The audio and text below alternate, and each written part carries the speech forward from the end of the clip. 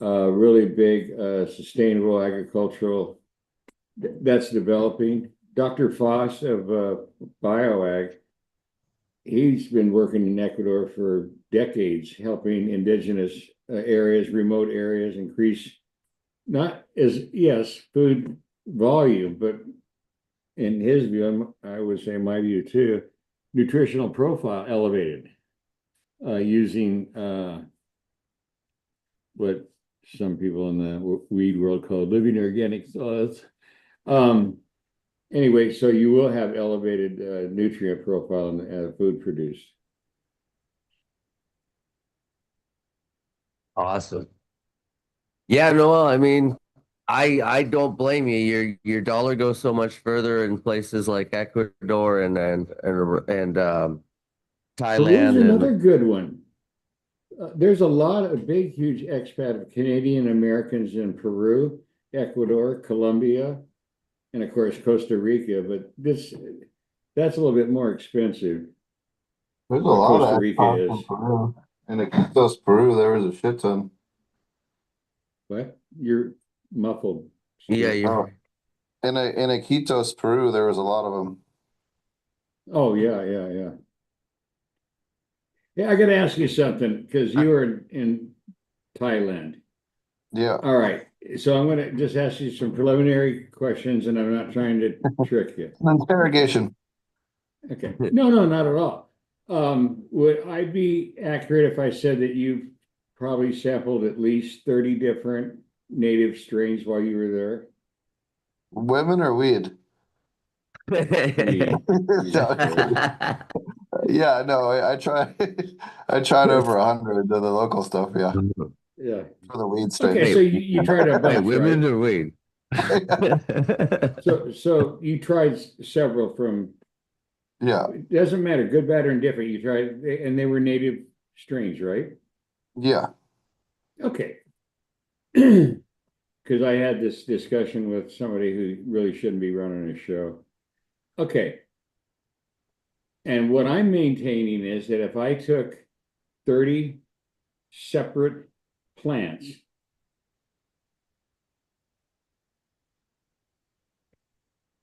I could not describe a air quotes Thai plant because every plant is going to, okay, let's say you had a 2-foot cola Hmm. loaded with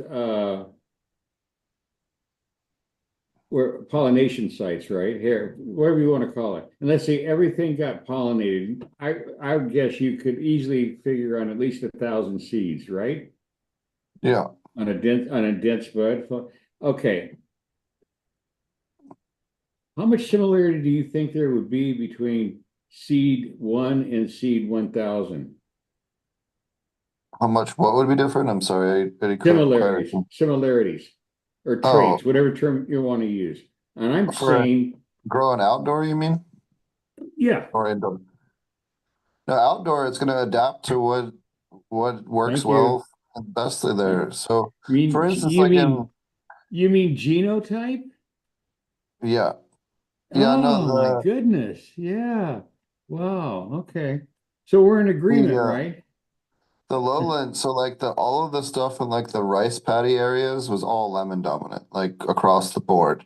And then in the mountains, like in the lower hills, was a lot more mango. And then in the high hills, it was more like sandalwood. And there's even one that was like clove Right. And cigarette that's where almost. the But it first was Thai like sticks you could that very distinctly tell like, okay, well, this plant's making these terpene profile because the microclimate where they're at is specifically like the lemon dominated stuff really keeps the mold and those bugs off of it. The mango stuff clearly is doing well for the white fly up in the hills. You yep. know, everything was like adapted to that exact microclimate region, at least for the Thank you. village stuff. Thank you. Yeah. I used to hear was my analogy, especially you being from the Northeast. I'm sure that you went to school with people, boys and girls, excuse me, young men and women that came from large families, maybe 7, 8 kids, right? Italian families, Jewish families, right? And my point was if you took a family of 7 kids, you'd be hard pressed to find a common thread. maybe physically features, the nose, the lips, all Yeah. that. But I'm talking about I mean, like in schoolwork or one's a if one's a basketball player, it doesn't mean all seven are going to be basketball players. See what I mean?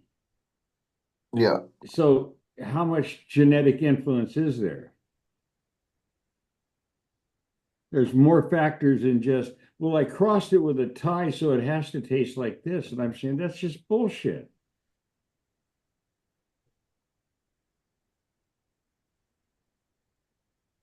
Yeah, that's pretty weird. Pretty impossible. Yeah. I mean, when a dog breeder, they have a litter of dogs, and let's say it's a species or a type that has really large litters like labs. 11, 12 puppies is not uncommon.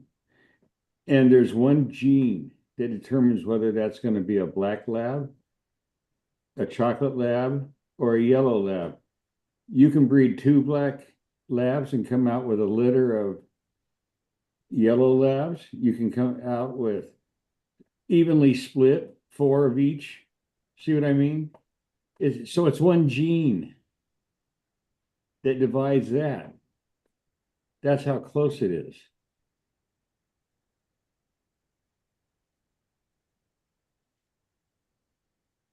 Anyway, I just thought it was a silly ass. Well, he kept saying, well, what flavors are you getting from Thai? And I said, well, I can't answer that. There's all kinds Not of only that, variables.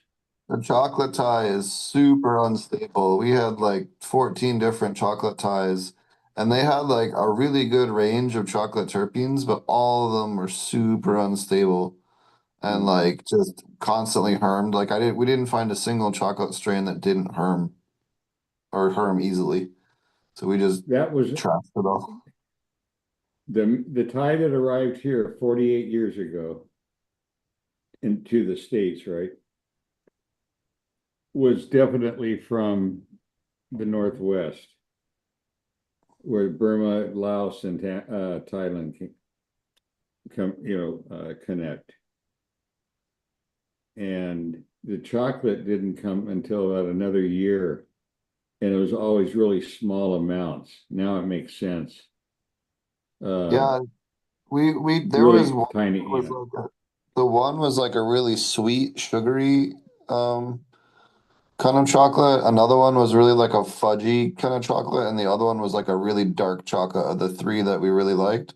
But all of them, we'd done a single one. Could we actually finish off without them throwing at least some nanners? And it was like, well, they're in perfect grow conditions in like a heavily airflow greenhouse with 50% shade cloth. Everything was like as babying the shit out of them as much as possible, and they still just did shit. So your description of the elevated areas, I must have had because the one that the TO was used, that group, that load, the first load was Christmas of 77, and it was sandalwood. It was like semi-rotten in a good way. I know it sounds weird, but yeah, mangoes and tropical, tropical, but really heavy on the sandalwood and even rosewood.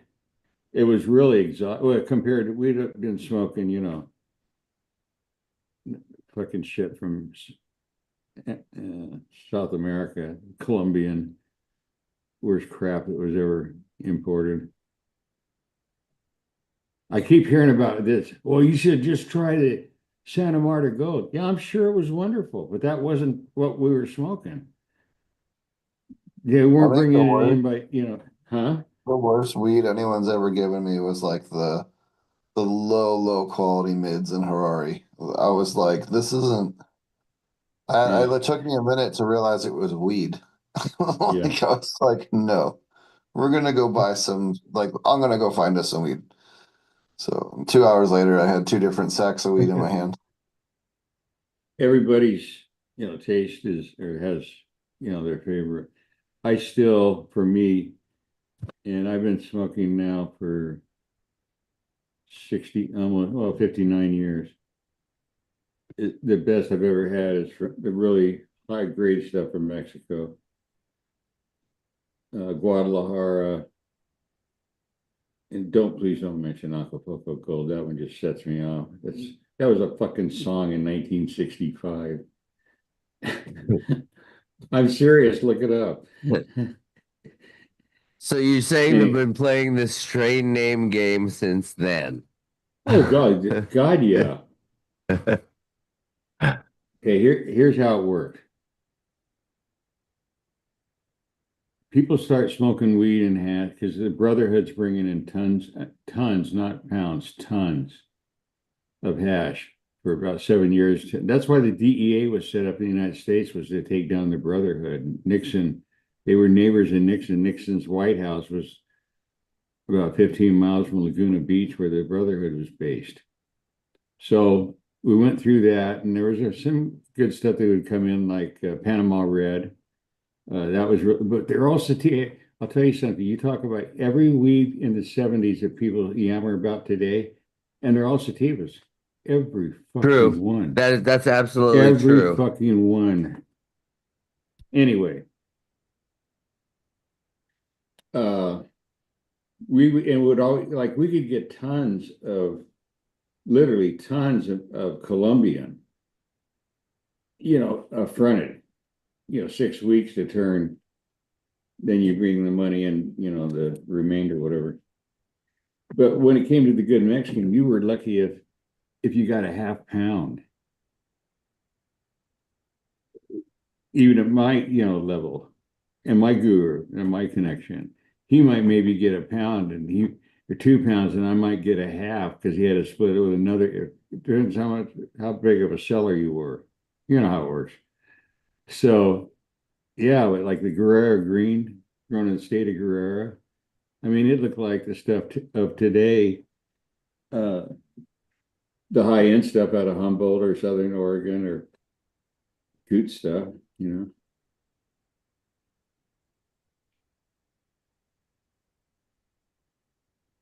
I'm pretty sure that, okay, see if this makes sense. Ancient cultures around the world, doesn't matter, we're talking India, China, doesn't matter. They would memorialize the plants and animals that were of value to that culture. Well, in pre-Columbian, which means before Columbus, right? You can't find cannabis ever on anything in the Western Hemisphere in terms of tribal stuff. Which leads me to True. wonder, it doesn't matter how it got here. Slave trade, I'm sure, had something to do with it. Because cannabis was being I produced. see. I think I tend to disagree. I think it came with sailors. I think that's where it came because hemp That's what I'm seed was saying. quite No, I'm hemp seed answering was that. quite common in sailors' kids because Well, they would grow right, rope when. right. No, that's what I'm saying, that it did come with ships once. Remember, according to Europe, because our world is Eurocentric for too many people, we discovered the new world. Okay. I mean, that takes a lot of ego. Well, white people were running around in Yeah, yeah. loincloths. There's people living here, but we discovered Yeah, it. right, right. Well, take for example, No one is able to Mexico. observe it till the Europeans got here, obviously. This is what fascinates me. And all these plants are related very closely. They're grasses.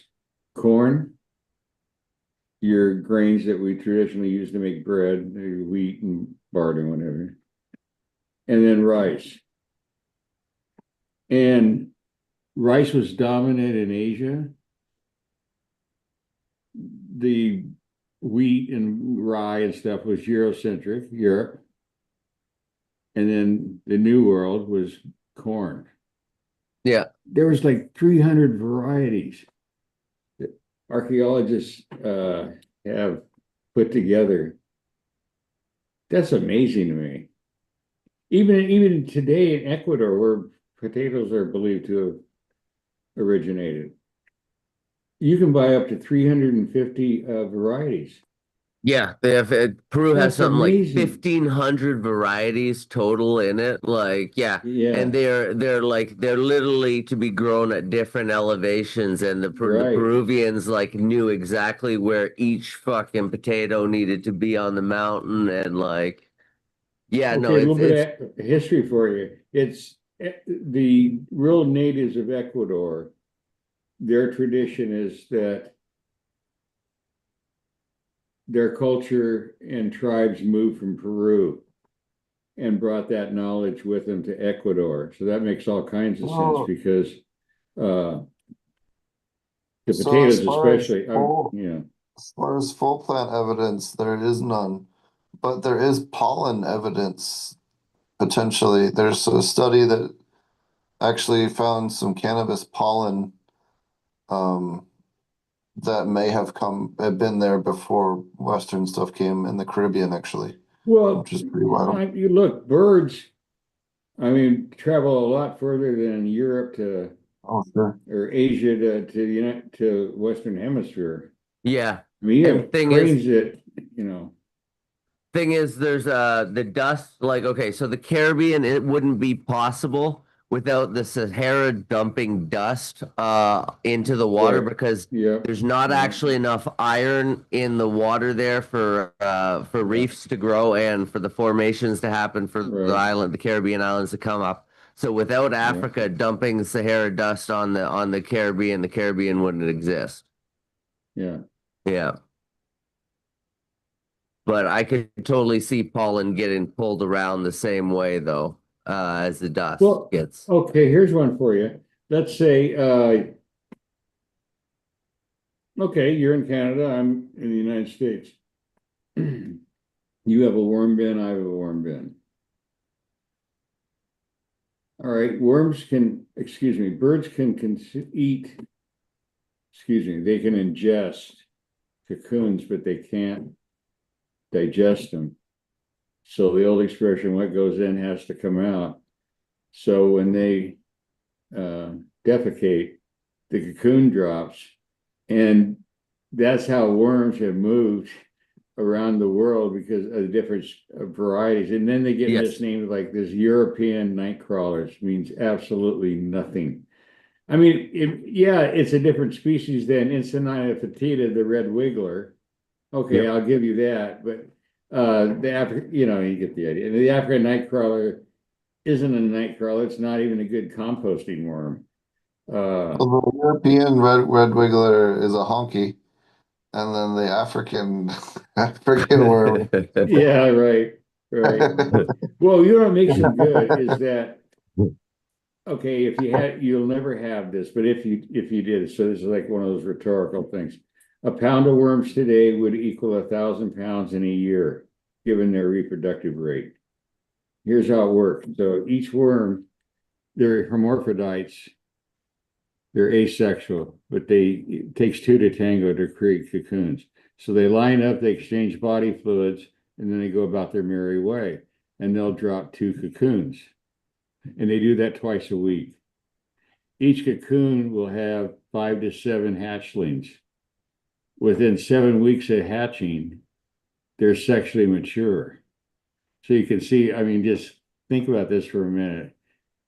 Let's say you start with a pound of worms, which is about, you usually figure 3,000 worms for a pound.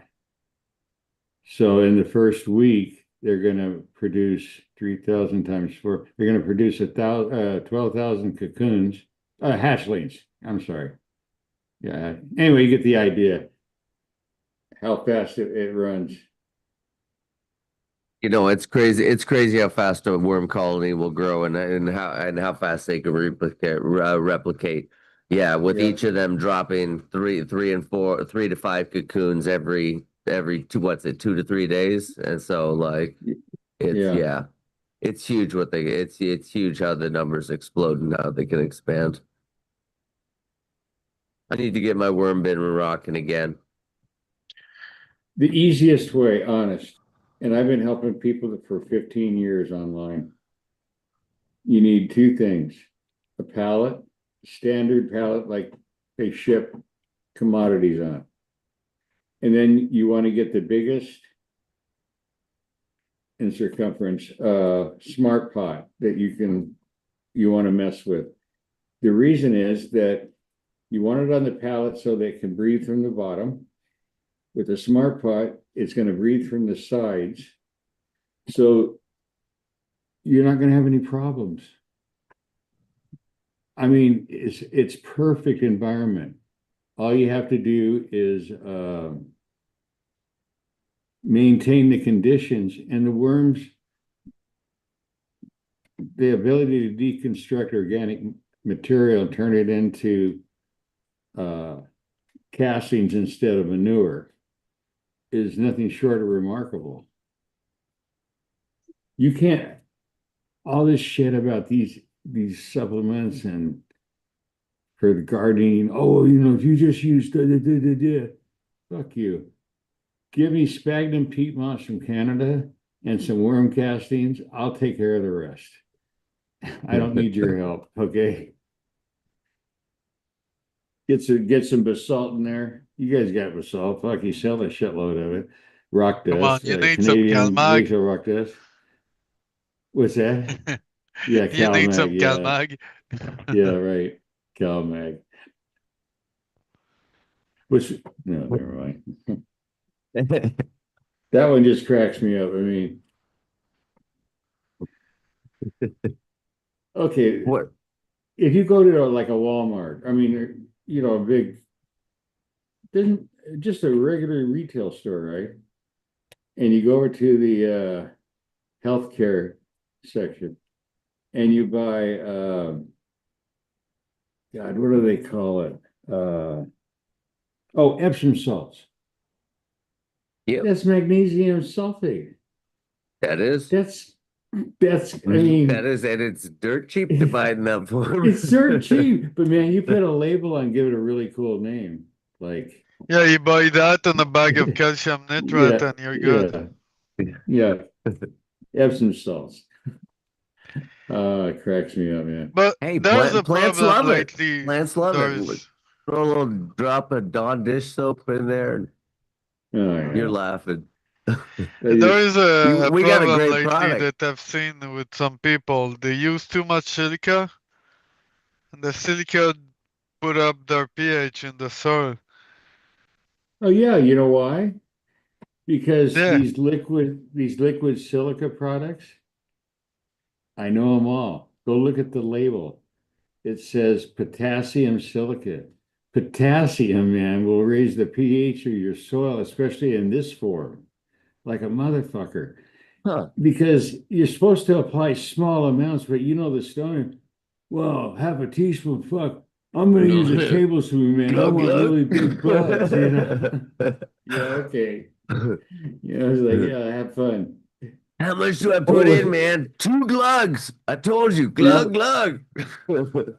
Hey, the two results when they legalized it here about 10 years ago, well, almost 10 years ago. The What's grocery store sector went out of business. I mean, 11 years ago, there were at least 40 places in Portland you could go buy supplies. Okay. And then once it went legal, and then the price dropped. Okay, the first year when the crop was planted that year, 2016, the business plan, it's always a plan in agriculture. It's not like you're manufacturing something, right? It's agriculture. Okay, they would get 2,400 a pound. Okay, it's a damn good price, legal. You're not having to, move it. I mean, everything's on the up and up. You got to pay taxes now, but okay.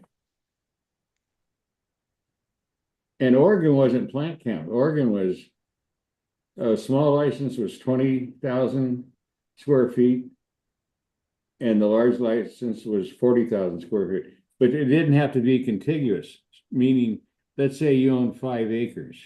You didn't have to have all the plants in one area. You could stage them so they get sun all around them and get them. See, that's why I learned to grow the way I do, is get that motherfucker up.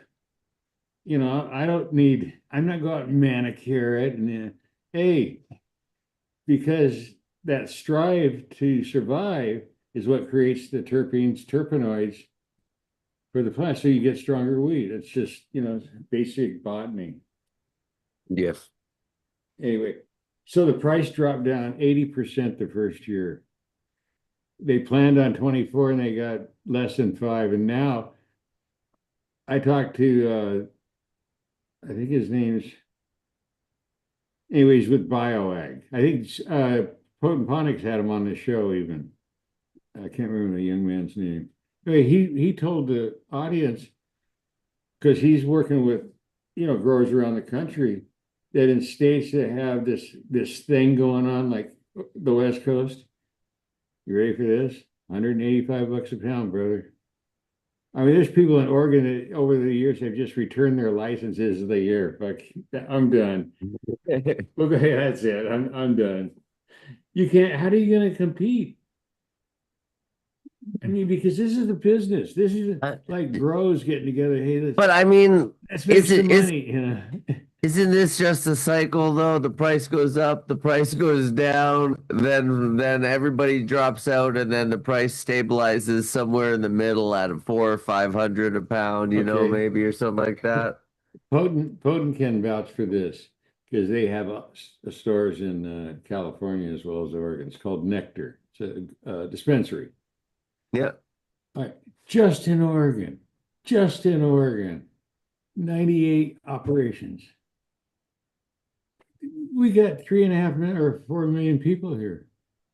Just how much these, I mean, it's nuts. And here's the really sad part: 92% of sales at the dispensary level is cartridges and pre-rolls. Oh, it's exact same here. It's Is exact it? same Okay. here. Oh, yeah, that's all they. And you can't, I can't find anybody under 20 that can roll a decent doobie. Like, I hate to tell you this publicly, but I started smoking in '66. To this day, I use a pipe because I can't roll. no, Is that I find that pitiful? hard to I find that hard to believe that you can't roll a doobie, but I can't. And I have to use a roller. Yeah, I mean, here was one they had. Okay, Sears sold this. Sears and Roebuck. Okay, this was in the mid '70s. It was a cigarette roller, and the problem was you had to use their papers, and that's for anyway. You don't care. So you would take your material and get my it. question is, were their papers good or bad? They were okay. They They're weren't as okay. good All as right, all right. yeah. They weren't like Yeah. zigzags, but they were. Well, we had really. There was a cannabis culture.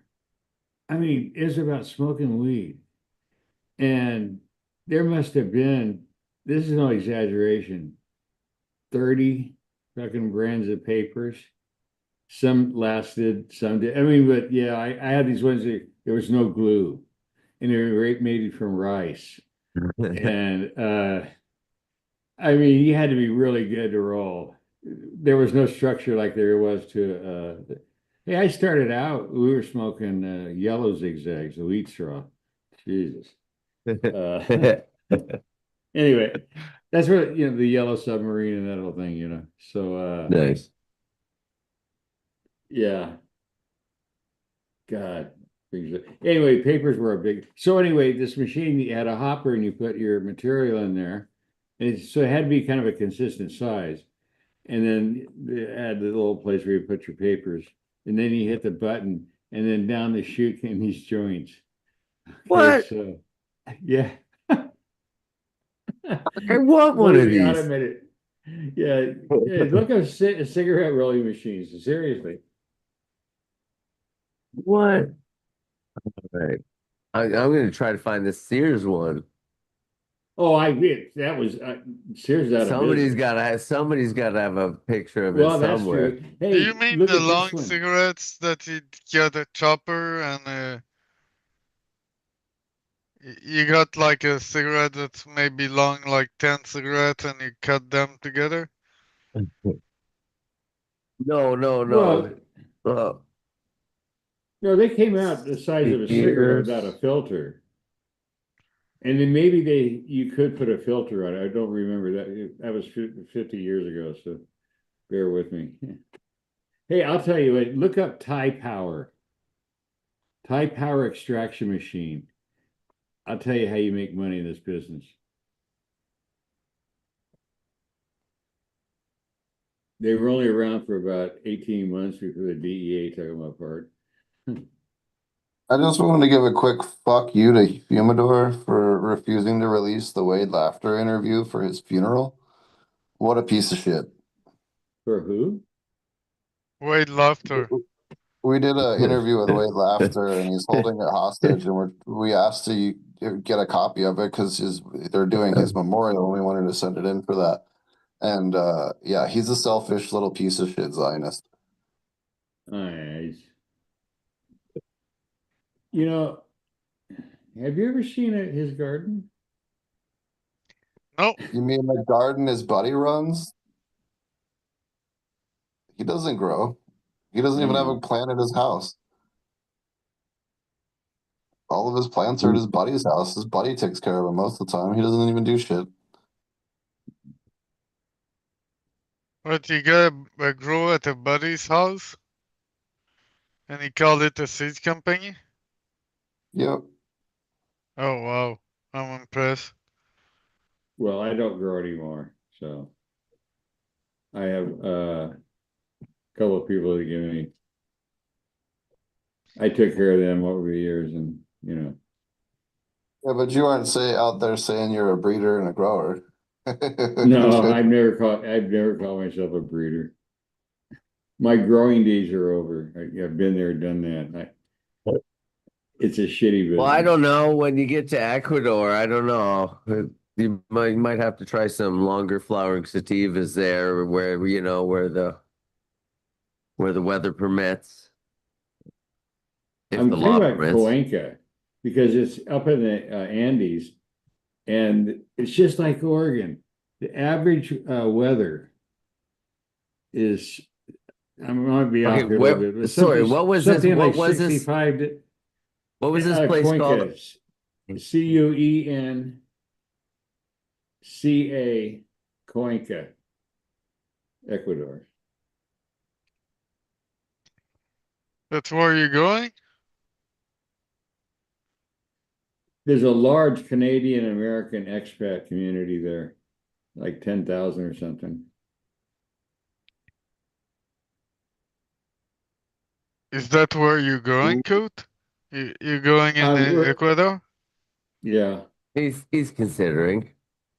I don't blame yeah. him. I don't have any because both my children have passed away, so I don't have any family. There's no emotional connection here. Yeah, why not having your ass in somewhere hot for the rest of your days? Yeah, really. Someone, someone needs to take a cut and clone Coot. What's that? Someone needs to clone Coot. Yeah. No, Coot ran out of steam.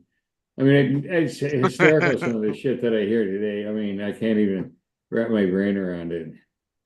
Uh, there are actually people today that believe that a seed, okay, from a plant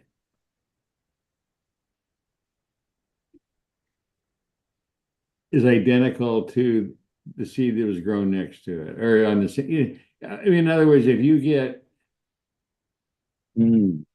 John's dick, okay, that every seed that Right, right. the breeder sells is exactly the same because he was trying to nail it. He They goes, think well, that they think they're getting like tomatoes, where you yeah, buy what you buy on the package of tomato represents what will grow, right? yeah, But right, it's not necessarily we there's more expression and more deviation, yeah, and yeah. yeah, yeah.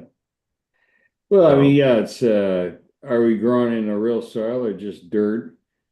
Are we depending on chemicals? Or are we using biology? I mean, yeah, there's a whole bunch of it. Take a human if you eat a shit diet with fast foods and a lot of empty carbs, right? yep. Versus the guy that eats something approaching real food Yeah. and gets off his ass and moves around. I mean, who has a reduced chance of cardiovascular or metabolic? Well, that's what they say too, though. Like your cells reproduce, all your cells in your body reproduce every 2 years, right? So you are what you eat. If you're not putting good food in your body, then you're becoming McDonald's or whatever crap you're putting in your body. What's that word? It starts with an A that describes the rebuilding of antho. Yeah. Atrophy. Anyway, Antioxidant? it, well, it's believed by many that the current Western way of eating is that you basically eat 13 hours a day. You got to have a snack. I mean, you're constantly grazing, right? And the problem is that what you're grazing is, well, shit. I mean, let's face it. You start out the morning with cereal, which is laughable. Just read the label, the ingredients.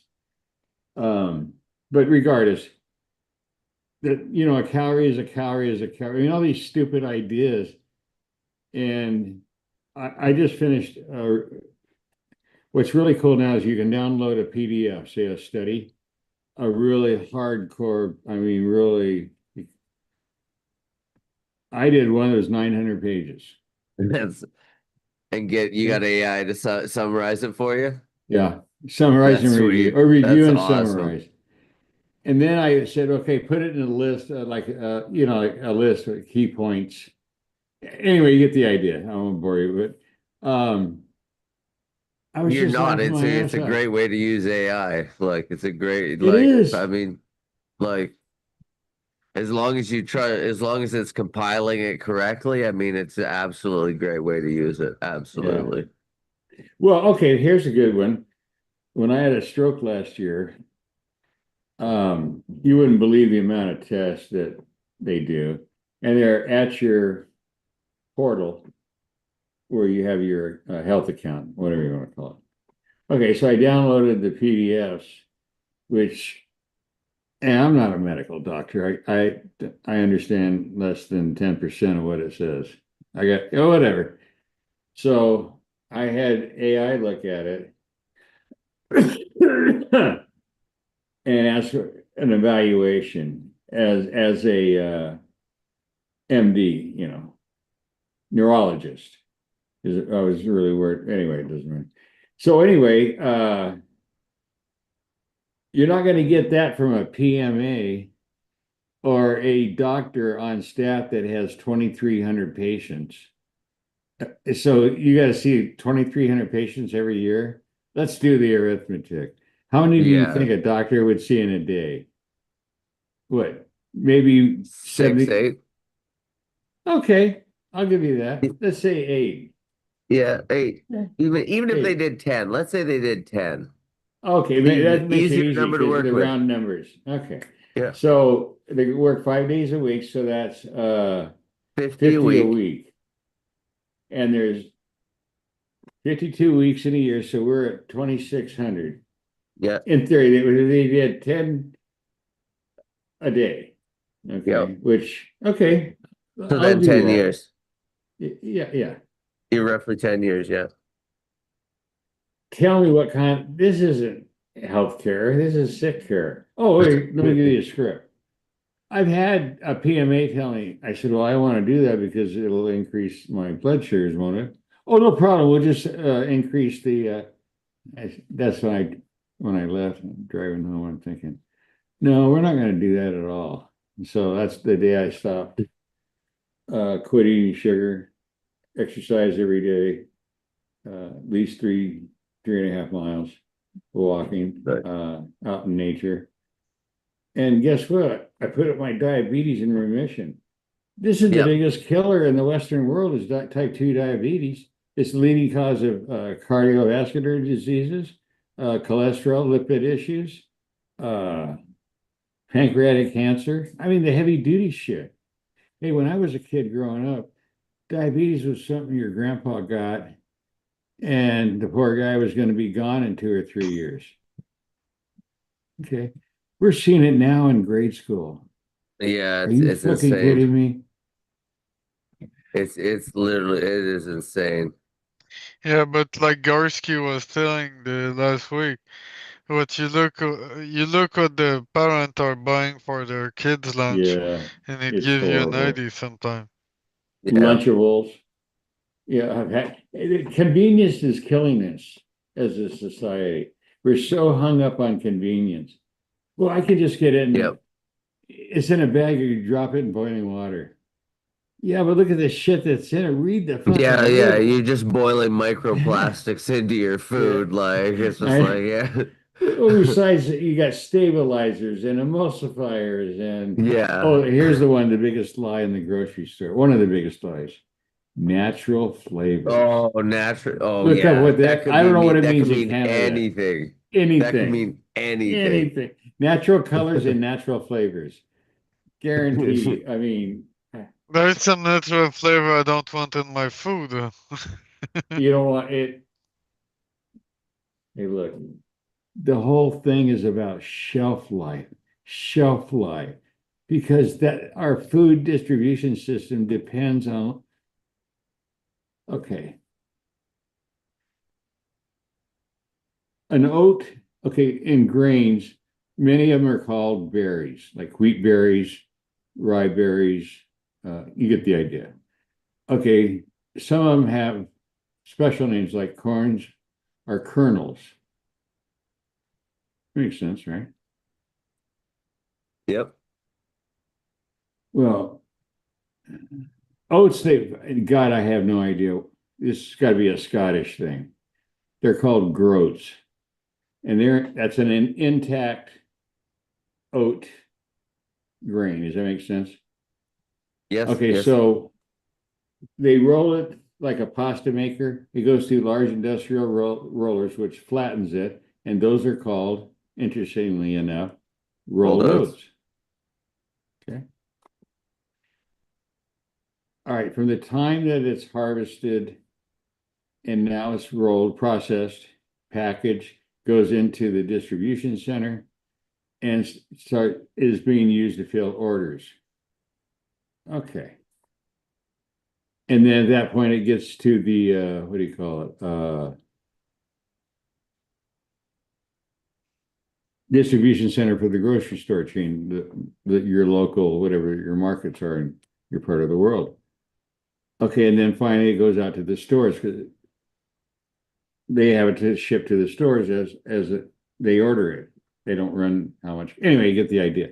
So how long do you think that is between harvesting that grain and you, the consumer, gets the product in your hand, meaning that it's going to Well, sit I in your mean, cabinet for months. it. Okay. I would assume it varies very much, but it could be. Like I would assume that in the fall we're getting fresher stuff, and then around the spring we're getting. I would assume it would be aged stuffed out of the silos we were getting, right? Because That doesn't everybody matter. harvests.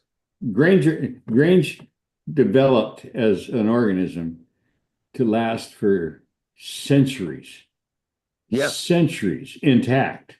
The minute you squash it, grind it, Then it do starts to anything to degrade. it, Yeah. the clock starts. Yeah. Okay.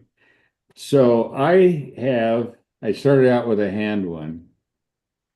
It's called and I don't ask me why. They're called grain flakers. And so Yep. it's a hopper, and you turn this handle, and it has two stainless steel rollers in it that roll like, kind of to each other, and it flattens it. So we don't even, well, now we use a different, like, don't ask. But anyway, so you don't even make the oatmeal until the water's boiling. So the flavor difference is through the roof. You'll never go buy oatmeal again. You'll just make your own. And the cost, is you save at least 60%. Flaker, grain flaker. And Canada is a big producer of grains of all types. Good ones too. Good ones. Absolutely. Absolutely. A lot of well, wheat. I mean, it's just There's a lot of wheat and do. barley around here, and Yeah. there's a lot of different.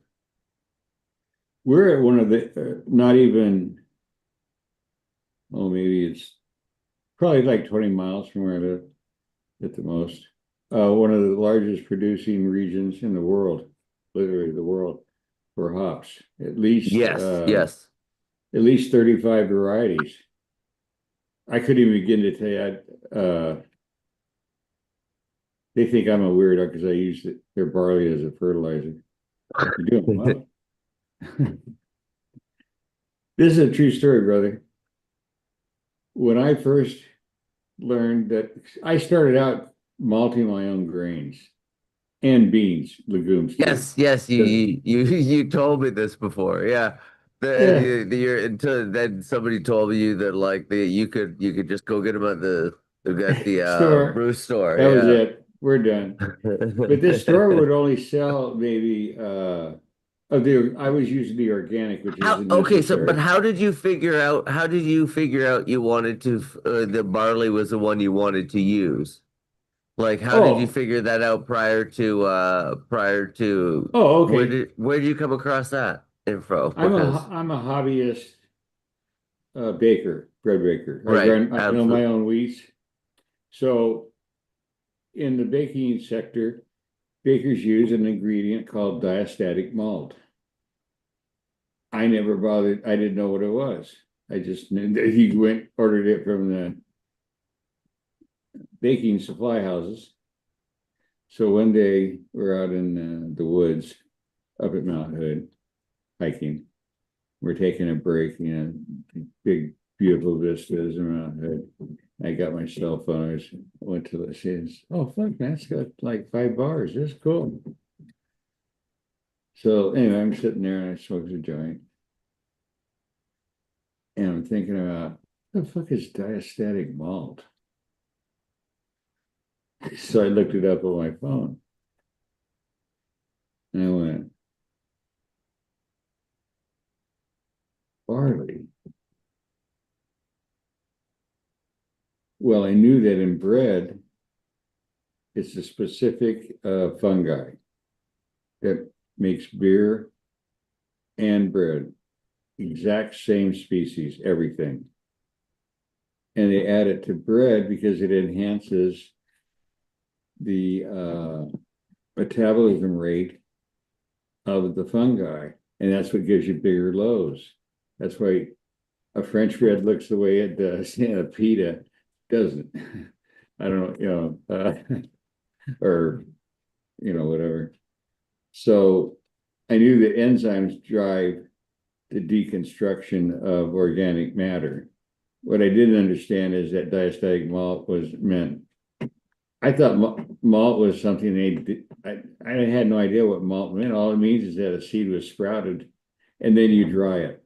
It's you take it up, any seed you want in the world. When you see the taproot, you're done. You put it in the oven at 115 Fahrenheit for about 15, 20 minutes, and that stops the germination process.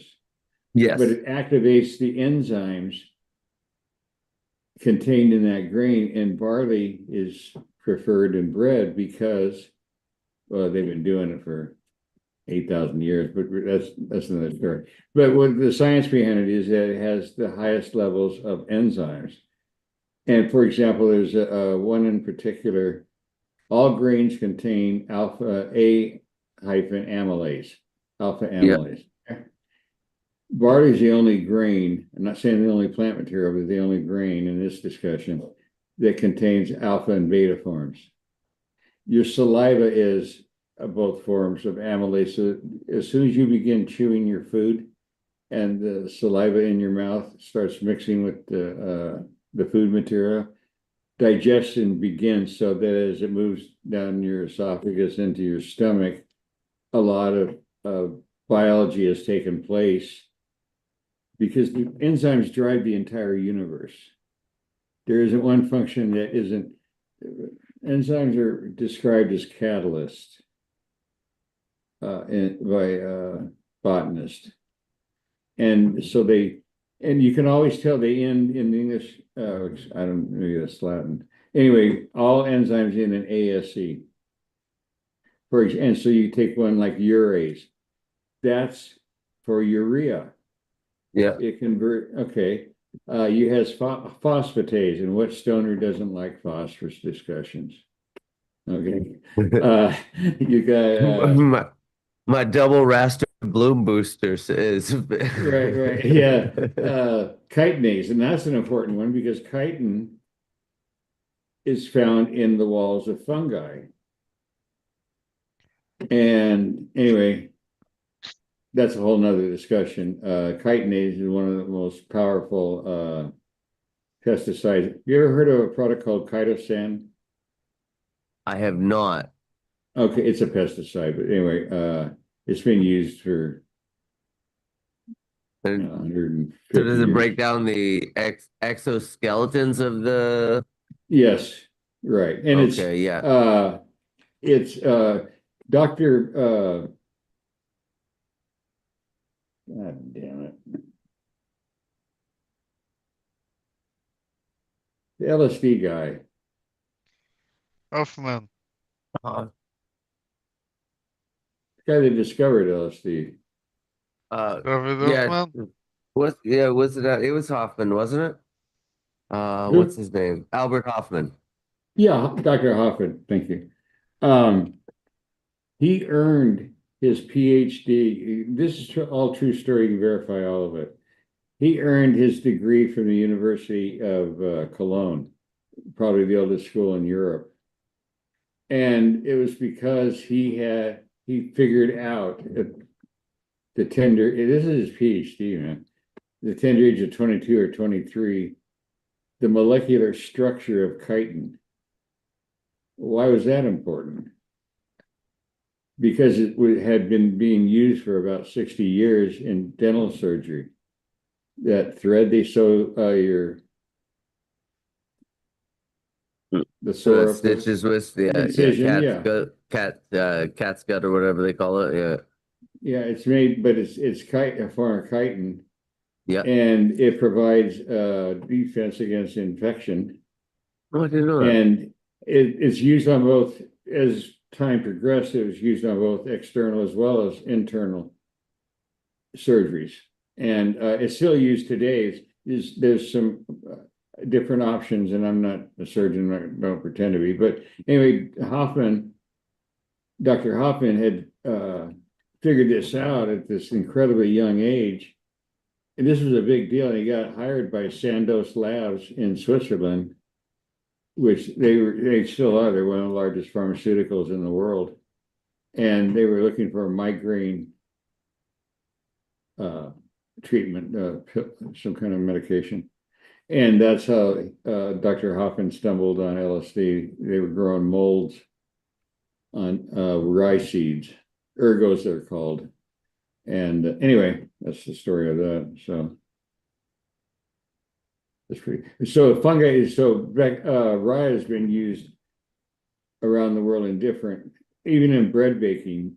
You start out to develop a sourdough culture, you use rye, and then over a week's period, you because every day you're throwing away half, replacing it with, you're recharging it. I'm sorry. Yeah. And so you're increasing the amount of Yeah. white flour. So you're transitioning, but the rye is used initially for the first 2 or 3 days because that really gets the fungi colony going crazy.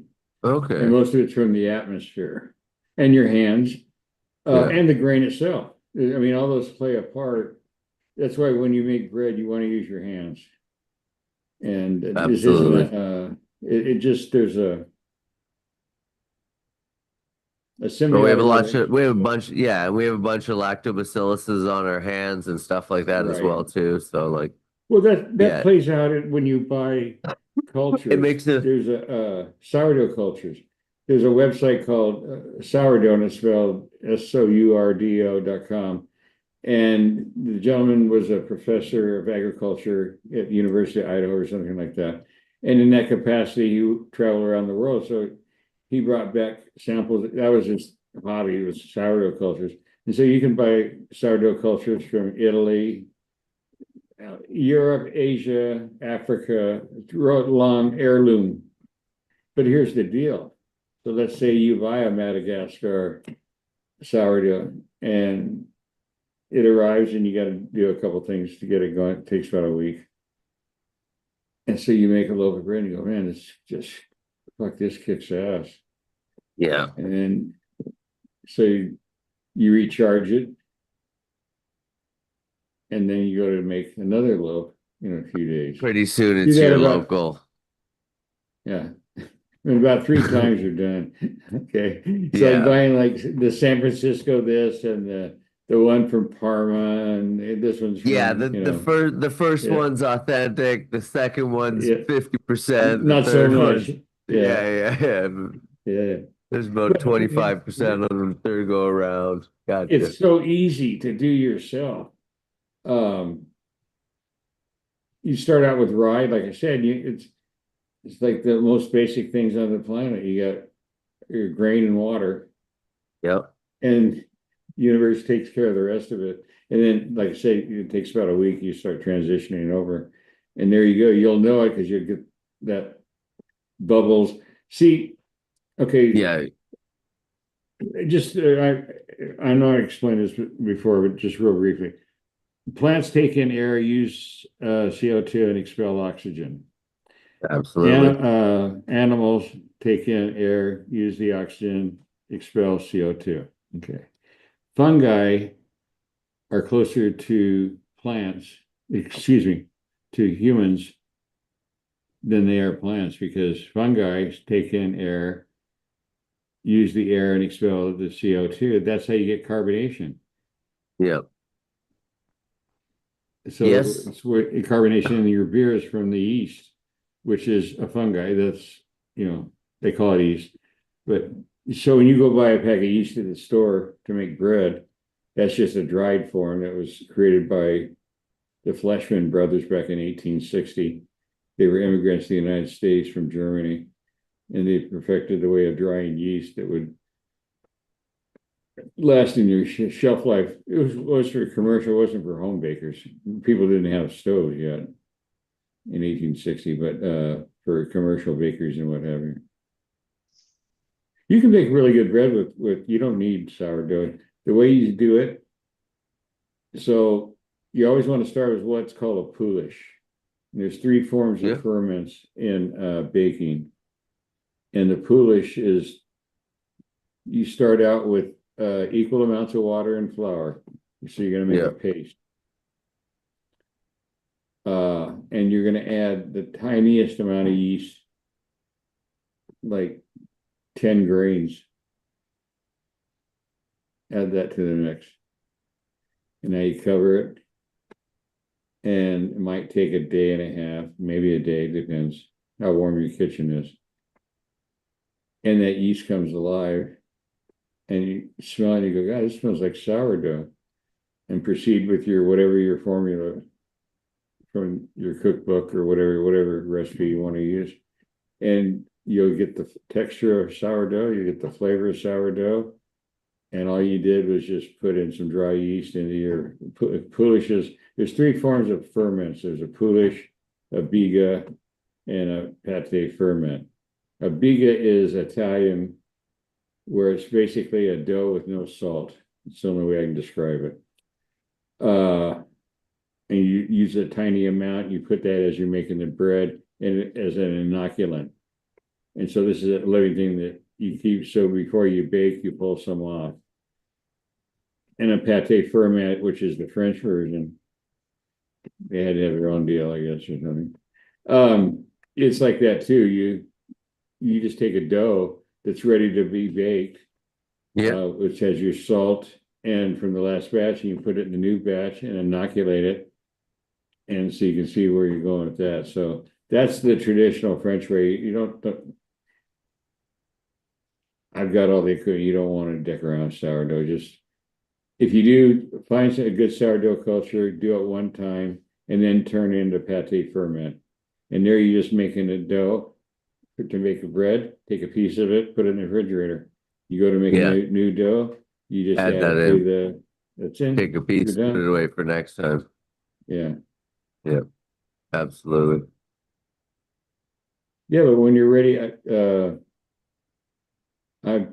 been buying. I think the first baking book I bought was 40 years ago. No, 45 now. Yeah, 1980. So that's how long I've been baking. Nice.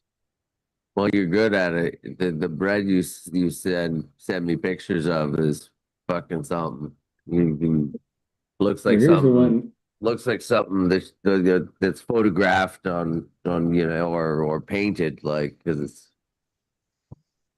the crumb on them. The crumb on them is just huge and beautiful.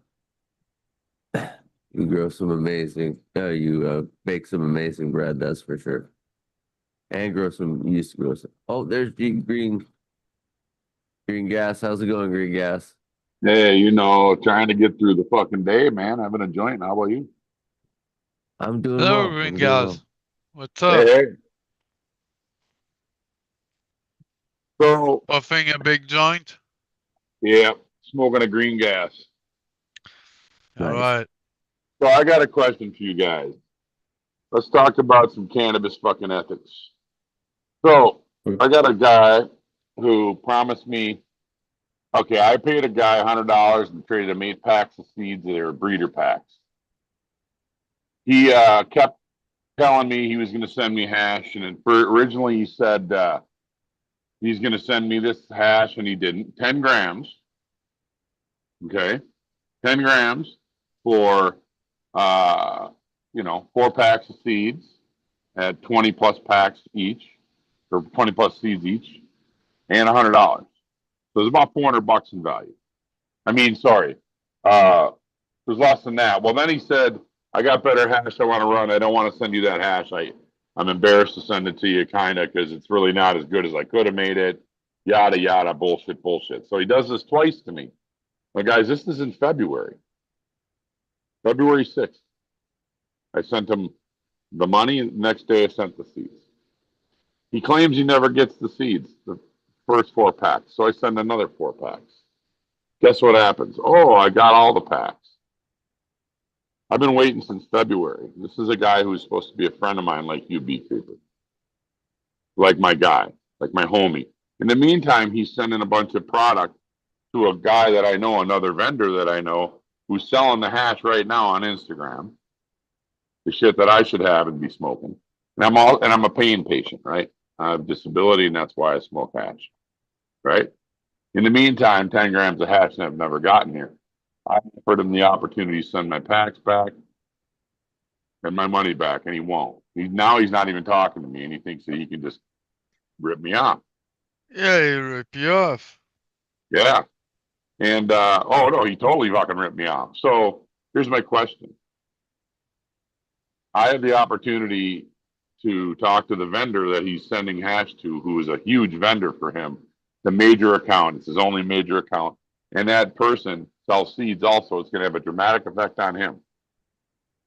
If I put this guy on blast, because it's going to involve him, right? It's going to involve the hash that he's currently selling.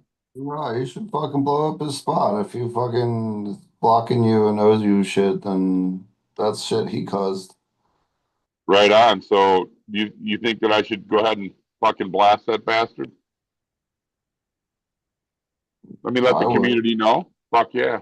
Yeah, I mean, we did that to Fumi when he stole Coot seeds. We did that to Fumi when he stole the fucking footage from the Regen conference. We did that to Fumi when he refused to give us Wade Laughter's fucking interview so that we could submit it for his memorial. We did that to Philos. We did that to like a whole bunch of people. Like, look, if you backstab the community, like you deserve it. Fucking hey, brother. Thank you. I almost didn't come on because I didn't want to bring the community down.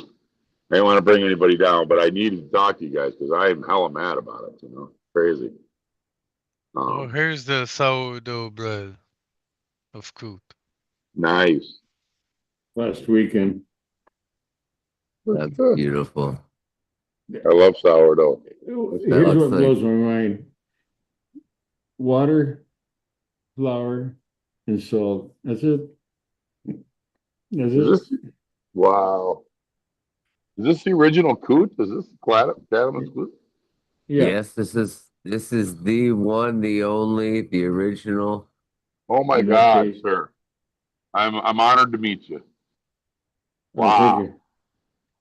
Yeah, I mean it, man. I'm growing a version of what you inspired me to grow after Subcool, because Subcool kind of got on that trick too, right? You got into that organic stuff. So now I'm doing that now.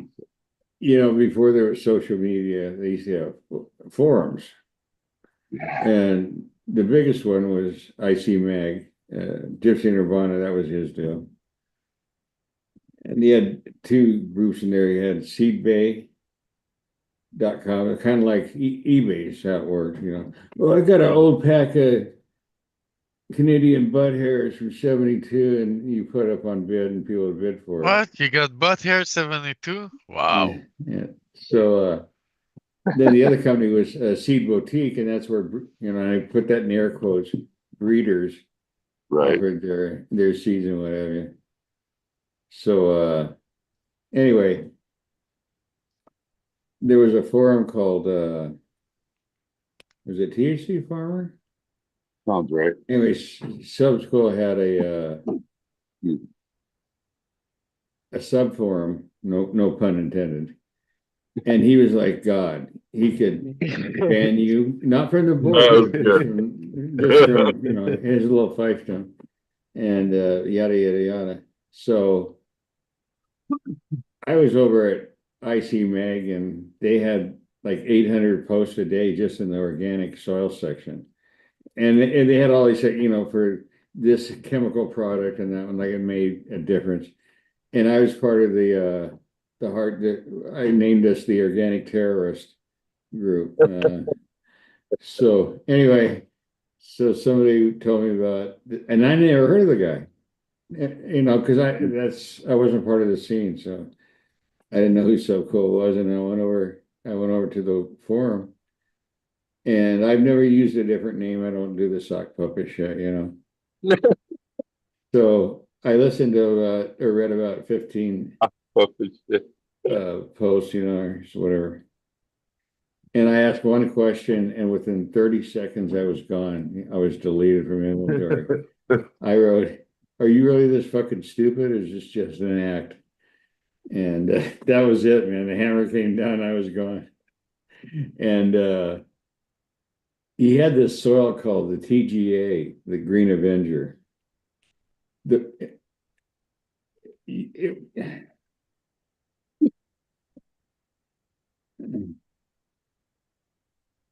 You'd be better off with Sand and Miracle Grow. This stuff is just shit. Is that right? And there, it was just fuck. so Coot, is that? Can I real quick ask you before you go on to the next piece, because I really want to hear this? Is that the same crap that Grim Spoon is trying to peddle now? He's trying to peddle the powder. It's like a powder you mix with like 4 cubic feet of soil. Does that sound right? Something like that? I Does that don't. sound right? Yeah. You know, how they mix the premix and you mix it with, you know, yeah. your media or whatever you're going to use, you know, cocoa.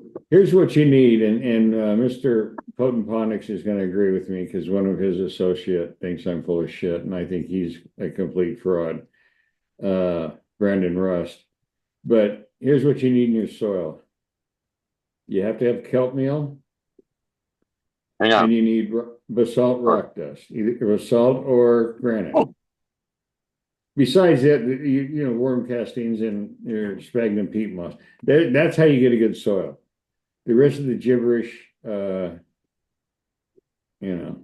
So Coot, I can can't let's get that again. So it was rock dust, right? You said yeah, rock dust. basalt. Be careful. Don't use azomite. Ah. No, you want to use basalt or granite. Basalt. Yeah, and granite's a subset of basalt. That's why it's the only, okay, here's what it's about. What you're trying to do in your soil is increase electrical current, the EC. Yeah. 'Cause you want to Okay, attract all the right. nutrients, right? And all the microbes Well, and all right, that. no, they're holding on to the nutrients. It's called cation exchange. And they're Sure. holding on to the elements, especially calcium, phosphorus, Right and what on. have you, and what have you. Okay. Yeah. So the only magnetic rock dust that there is on this planet is basalt, which is lava. Yeah. And I'm not a geologist, but somehow the earth takes basalt and does a this and a that, and it forms granite. That's his, there's your scientific explanation. I don't know, it does something. No, I But hear yeah, you, but man. yeah, so So it's anyway, rock salt. Yeah, go ahead. Sorry. yeah, it's rock dust. And depending what part of the country, some areas out here on the West Coast, it's easy because we had a shitload of volcanoes. So there's, I mean, a lot of the soil, the native soil has rock dust. I mean, big amounts of it, especially where I live, the Willamette Valley, one of the richest soils on the universe. Yeah. And when the early settlers got here and they started growing their crops in the Oregon soil, that's what brought them here. I mean, they hit like Garden of Eden. You had salmon in the water. You had crops that just exploded you go in the Willamette Valley in the springtime, it's unreal. You know, we grow everything here, orchards, grains, whatever, everything on the Yeah. produce at the store, Yeah, I'm using Build a Soil's craft blend, and then I use kelp meal for additional on flour. Jeremy's carries a product, my name on it. I came up with a name. I called him one day. You know, all that Jeremy does is based on What you did. What you taught did. him. Yeah. Yeah. Yeah. I remember So his one day, videos. I remember learning. That's how I learned about you. so one day, I don't know, I was really high, and I called him up, and he was smaller then. Okay. I love it. He only had like 50 employees at that point. I think he's up to 150 now. I don't know, some crazy shit. He's like really big. Yeah. Anyway, I Like said, this hey, guy. I got an idea for a product you could put under my name. Right? And okay, he's always willing to, listen to anything. Right. I never steered him wrong, right? I said, how about we take barley, malted barley, and then put it, and then give it the name gnarly barley. I said the kids will love it, gnarly. I mean, who wouldn't like gnarly barley? So anyway, he says, Fucking okay. name, man, actually. That's great. So anyway, every week I get a check from him. My cut or my percentage off this one single product. And I'm not gonna get rich off of it, but it's pretty cool. It's like I love when it. you're retired, you're old and retired, and you're going, well, that's not pretty good, man. I haven't been around the internet scene for years, and it still carries. I mean, I was going to ask him one time if it was possible for him to do a video that didn't include me in it or my name. Well, I was talking with Coot, and he says, we did, I'm like, yeah, he and we've been friends for, shit, I met him at IC Mag. He was Mile High guy then. Oh, And yeah. he'd ask me questions every night because it was forum. It wasn't social media. And one night I was in my drinking days then. Yeah. And I said, do you ever write this shit down? Maybe like take notes? Because anyway, he writes back, he told me, he says, what? You sound like me, Coot. He told me later, after he got his business up and running, that he started writing them down, and pretty soon he goes, there's a business here. He started selling, he'd buy a 50-pound bag of kelp meal and then get people to buy a pound here. I mean, he started out, he was busting his ass, wasn't he? Yeah. I don't know, he's really, I forget, one of the forms of Japanese martial arts. It's not judo or karate. I think it's Aikido. Isn't he into Aikido, maybe? Is that it? Yeah, I mean, Yeah. he told me he goes every day. I mean, he's really focused. The He's guy's very, really, I think he's kind of spiritual too. He's kind of a cool dude. absolutely, yeah. Well, he likes me because I never call him, bug him about anything. I mean, other people that products that he sells and Yeah. has like a relationship with, Yeah. Yeah. it's different. I'll just leave it at that. It's not my business. But anyway, I've never called him with a whine or Yeah, you're old school. You're like me. You don't mess with him unless you have to because he's busy. Like, yeah, I mean, he's got a business to run, yeah. you know. Yeah, dude, So Coot, that's awesome. Yeah, I was born in '67, so I'm not quite where you're at, but I'm closer to some of these guys. And see, I was 16 in 67, so no I shit. remember, Oh, yeah, man, dude, you looking good, old man. Shit. Come on. that's You I quit. How walk long ago did you quit drinking, brother? oh, it's let's see, I was 60 years old. I turned 60 on March, and then a week later, I just ordered another pounder. I was in this place. I've taken my trash to better dumps in this place. Yeah. And Oh, it's where drunks go. You don't go there for the atmosphere. That's where you go to get drunk. Okay. yeah. It's one And of I them had to bars, use bro. Yeah, I yeah. had to go, yeah, it's like Yeah, dude, Skeeter Trip. I've been sober 35 years. I was a hardcore drunk at 23, bro. Like bad. Anyway, go Oh, ahead. so I Sorry. got up to go use John, and I got into John. I'm thinking, God, it sure smells like piss in here. And I Of go back to course. the table, and I'm looking around. I'm going, I'm done. I hadn't even taken a sip of the beer. That was Yep. in, let's see. That was a moment of clarity, we Oh, call it. 2011. Fucking A, man. Good job. Fucking awesome. Well, see, Nice what job. it happened is when I was 30, my son was killed. He was Oh, 6. man.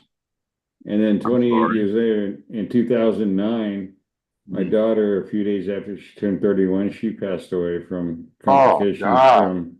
Good. So it's like 2 years. Yeah, I was really heavily drinking in I'm 2009 to sorry. Fuck 2011. yeah. Oh, yeah. Oh, Then fuck yeah. I where I can see really that. broke it was when I started microdosing, doing Paul True. Stamets protocol. You do your Cubensis, only 0.2 grams. So, really a small amount of grams.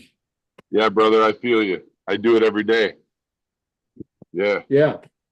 And then what Paul Stamets protocol was like this: 0.2 grams a day and 2,000 milligrams of lion's mane powder.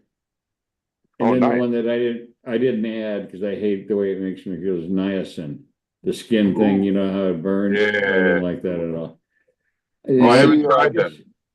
Paul Stamets has got a new book out too on psilocybin. does he? I Yeah. haven't. I microdosed for about 2 years, and I will say this. And I did his protocol hardcore. You take 2 days off a week, and then every 2 months you take like 10 to 14 days. You just clean the receptors in your brain and your cranium.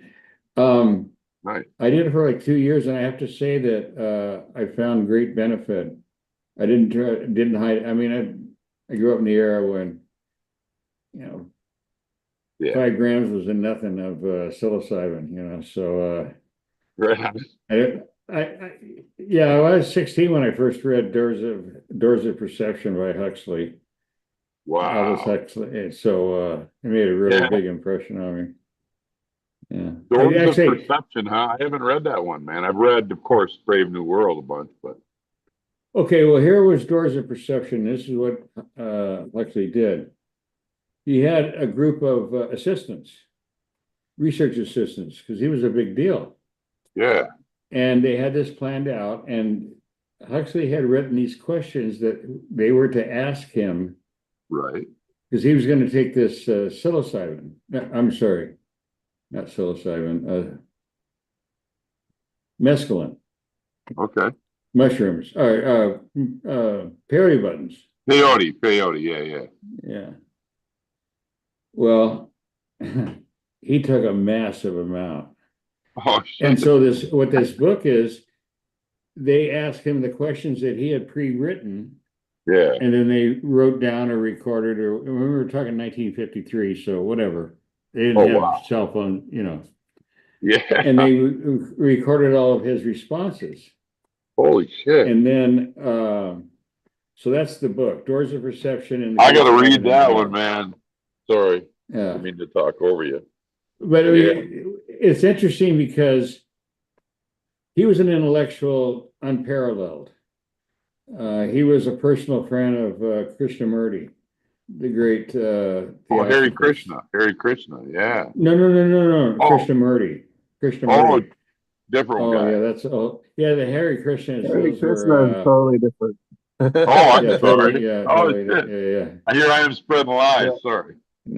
No, but Hare you really Krishna is check like out a It's weird, just the word Christian and then Yeah. Murti. Check him out. His writings are. I get his emails, and man, you talk about deep. Yeah, I bet, man. Krishnamurti. Anyway, you can go back to Huxley. Doors of Heaven and Hell, or excuse me, Doors of Perception. Definitely get a copy. Because you Yeah, can I'm gonna. find it in PDF form online, I'm sure. I'm sure that it's because it Yeah. was written, let's see, 72 years ago. Speaking of good books, what's his name? Russ. I think his name is Russ Hudd. I can't remember his last name off the top of my head. Released another book. He did the big book of terpenes. He just released the big book of flavonoids, which is Oh, really wow. fucking awesome. Oh yeah. And he's got another one coming called the Big Book of Esters. Oh, wow. Here's the one that I find interesting. So let's put it in something that isn't politically charged like cannabis. Oh my God. Okay, but let's talk about, say, flowers. Yeah. That depending on the insect that lands on the leaf, what have you, Yeah. the plant automatically begins restructuring existing terpenes to fight the enemy. It Yeah. takes about 15 minutes to convert a limonene to a pinene, Oh, we'll cool. say. Yeah, or yeah. linalool or whatever. Yeah. So, having said that, if you have any understanding of terpenes and terpenoids, I do. it Little would bit. apply that different insects would affect the flavor depending on where it was being grown, that plant, that cultivar, that cut, okay, right? Yeah. That the insect colony in that environment, the new environment, would be That it different than creates a reaction by the plant. Yeah. Exactly. Gotcha. Yeah. We call that epigenetics. Yeah. Exactly. Right on, brother. Cool So, shit. That's so cool. And the other thing that's really a trip, I'd love to hear your thoughts on this, Coot, and everyone else's, because you guys, I've only been growing 7 years, so I'm a newbie. I got sober, March 25th, 1990, meaning I didn't do nothing, Coot, for 29 years and I was going crazy. And oh my yeah, I heart, can understand that. Yeah. fuck yeah, bro. I was on this cope dope, and long story short, guys, I 7 years ago or whatever it was.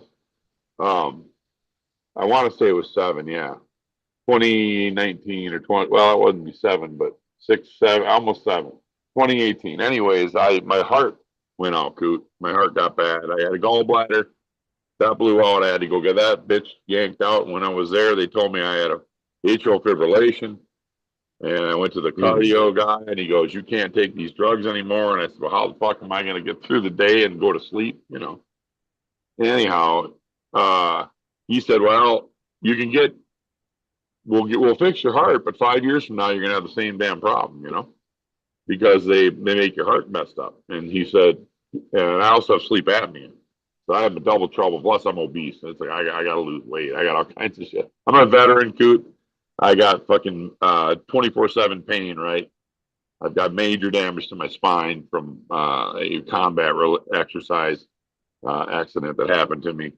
Long story short, I repelled out of a copter. The fucker let go of the rope, and I slammed down 2 stories with 205 pounds on my back. And at 19, it destroyed the 2 lower discs of my spine and broke 2 ribs. I didn't realize it at the time, I just sucked it up and drove on. And anyways, here I am later on. Now years go by. I got a heart problem, right? I got this pain.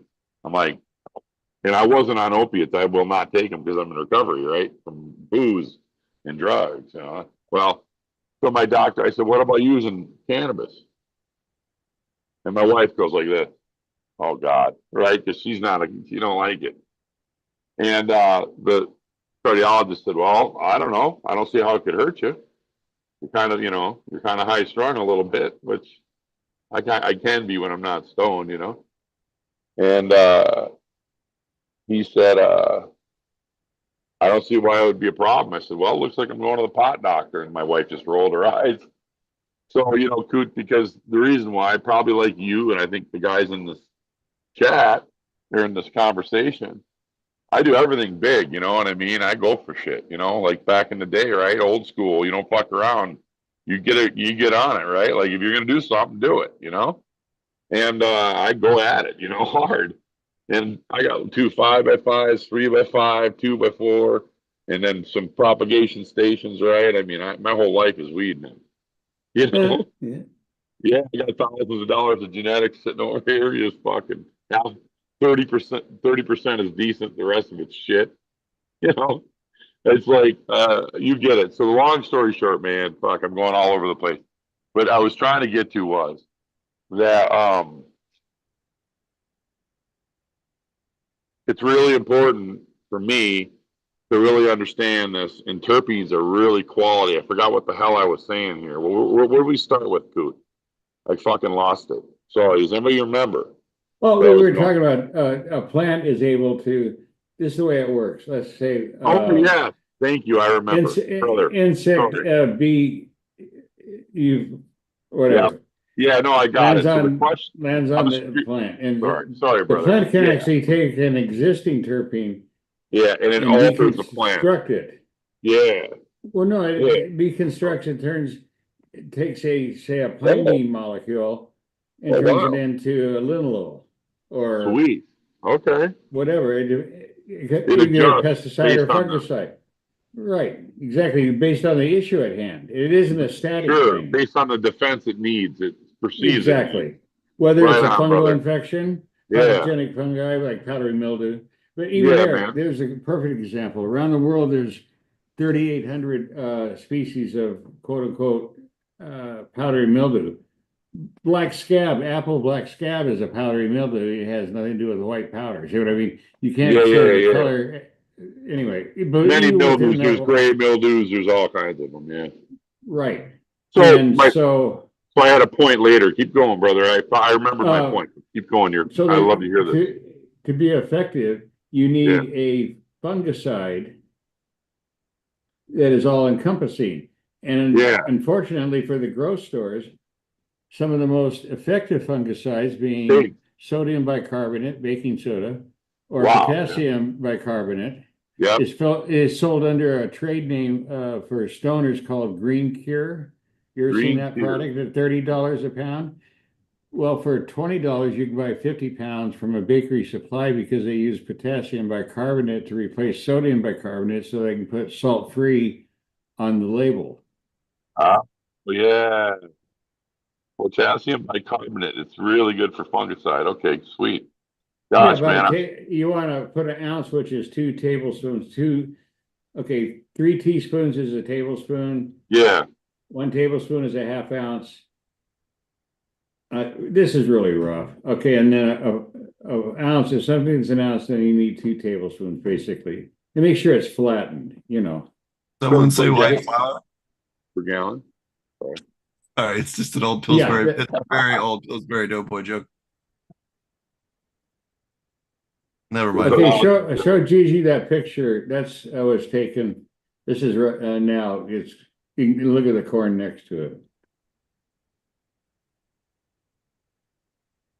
Mill Stop, which you can buy from I forget who the fuck who is potassium bicarbonate, and you can also get unlike the other potassiums, you can get potassium bicarbonate in an organic certified source as well. They use it for bread. Beautiful. It looks like it's sativa dominant on at least in the right side a little bit there. Maybe it's hybrid. Yeah, that's one plant. Beautiful. Oh my God, man. What is that? I love it. Oh, It's a mine, great plant. one of my genetics things I did. Yeah, dude, look at the leaves on those, man. You don't see that very often. Yeah. That's Oh cookie. yeah. That's Coot's cookies crossed with lemon cherry gelato. Yeah, right. Yeah. Yeah, I, right. I think Runch is in there. Runch and Is that the Skittles. is that the Squiddles Runts back cross, or is that That's Yeah. a spittle Squirtle. gelato. Oh, here's my favorite picture. Because this is hold on a minute. So while you're doing that, Coot, my point got really long-winded on was, I want to hear your guys' opinion eventually. Uh-huh. How a person is part of the epigenetic, he's part of the environment, right? With the plant, we call it epigenetics, right? And the way that we in our energy and our vibrations, right, affect the plant, right? We know that, like, scientifically, you can really mess a plant up speaking negatively to it, right? And water, you can change right? We know these things, right? So what do you guys think about the efficacy of positive energy towards your plants versus negative energy? Do you think that a person's soul and their what their genetic makeup needs from a plant alters the plant over time? And I want to tell you, I think it does. I want to hear your opinion, but I think it does, because I've actually seen plants change that I've run many times, right, over and over. They change and they become more suited to what I medically need. It's weird. Yeah. I swear. Maybe I'm I stoned and think maybe I'm crazy, but no, I don't know.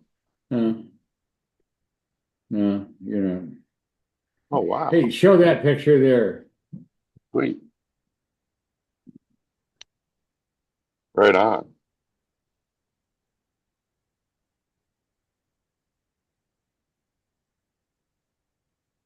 Oh, wow. Look at that, man. Beautiful. See, that's what I'm talking. That's the kind of shit we grow up here with recipes like yours, Coot. Hell yeah. Look at that weed, man. That's genetics too. What is that? It's beautiful. Same one. I That's only the grow one. one. Yeah. Well, but I still haven't heard the strain name. You guys are teasing about Oh, The yeah. one. The one. The one. the one. That's the one. I've heard about that. Holy shit. Look at Yeah. that, man. Oh, I can expand it. Sweet. Oh man, look at that. That is man. I call that green. That's that green gas right there. I mean, that's what I go by as a name, but that's that green gas. I love green gas, right? Like, I like weed that's green and it's gassy as hell. And I bet that's just a gas This monster. this summer represents 50 years, first time I ever grew outdoors. Wow, man. Wow, Coot. I'm actually I'm growing so outdoors. over it. First time this I'm year. so over it. Are you? Yeah. 50 years. Yeah, you're sick of it, I'm sure. No, the scene just became shit when it became illegal here. Well, you're not wrong. You're not wrong. Same thing here. Yeah, it's fucking becoming shit here now, and where I live, and we just got legal 2 years ago, bro. These guys are a bunch of fucking assholes in the state. I can't believe these. Sorry to say that, but guys, as you can see, I come on here when you guys invite me and stuff, and Coot, I tell you, man, I live in Minnesota, and I have not met more prissy, stuck up, phony, criminal shitheads in the scene, man. I can't believe it, guys. I mean, these are the guys that are supposed to be leading the pack here in our state. I'm like, you guys are fucking losers. Like, they have no business sense, right? Uh, they're angry, they're just, it's hard to explain. Like, they're not welcoming, right? I mean, they talk shit about you, they cheat you. I can't tell you how much shit I've dealt with. I'm a mental health professional. There's a phrase in amongst Rastafarians, susu panyu, means that behind your back you're going to get stabbed. Susu panyu. Susupinu. Susuponu. No Three shit. words. That's yeah. Susuponu. Susupinu. Or no, wait a minute. I'm sorry. Susupon, then YOU. Excuse me. Susuponu. Bob Marley in one of the song. Susupayu. Okay. Oh, let's see. What's that song? Means behind you. We're gonna stab you behind you in the back when you ain't fucking Exactly. looking. Yeah. Susuponu. Exactly, dude. Yeah. Fuck that. Hey, Man. listen. Some of the most this is when it went legal, and the people my age, and even down to your age, we were completely pushed out because you had to have at least there were two licenses, 20,000 and 40,000, the big one and the small one. Jesus. To do 20,000 square feet with all the legal shit, where you had to get set up with all of it. Not even we're not even in the land yet. Real estate, okay. Yeah, yeah. A minimum of $300,000 to $350,000. And now I don't know. I have because I did. How the fuck can a guy do it? You know. Hey, Coot, this is the plant they were asking about. It gets really giant. They call it dinosaur food, I think is another name for it, but they get really fucking big. It's called giant rhubarb. I actually saw someone. First off, I know for a fact it's illegal without permits in Britain. I'm 95% sure it's yeah, because it's super invasive. Like even though how it gets big that that shit is. Holy it'll the seeds get everywhere, and it makes these giant cones full of seeds, and they get spread everywhere. But they take over an area like bamboo, and you just can't even enter it because of the way how dense it gets. But I mean, you can literally use the leaves as umbrellas at the beach. There you go. But someone had it for sale at the farmer's market the other day when I went to the local farmer's market. I about fell out of my chair because I was like, wait a minute. Right. How did you even get But that he in the cannot US? eat it. You're like, I'll take some. Eat it. If Yeah, you it's have poisonous. access to bamboo, It's poisonous. Yeah, to eat. Yeah, you can't eat it. Dude, if you have access to bamboo cuts, the blossoms fermented, that'll give you over 340 strains of labs. Really? Yeah, and you can go if you go to a Asian market.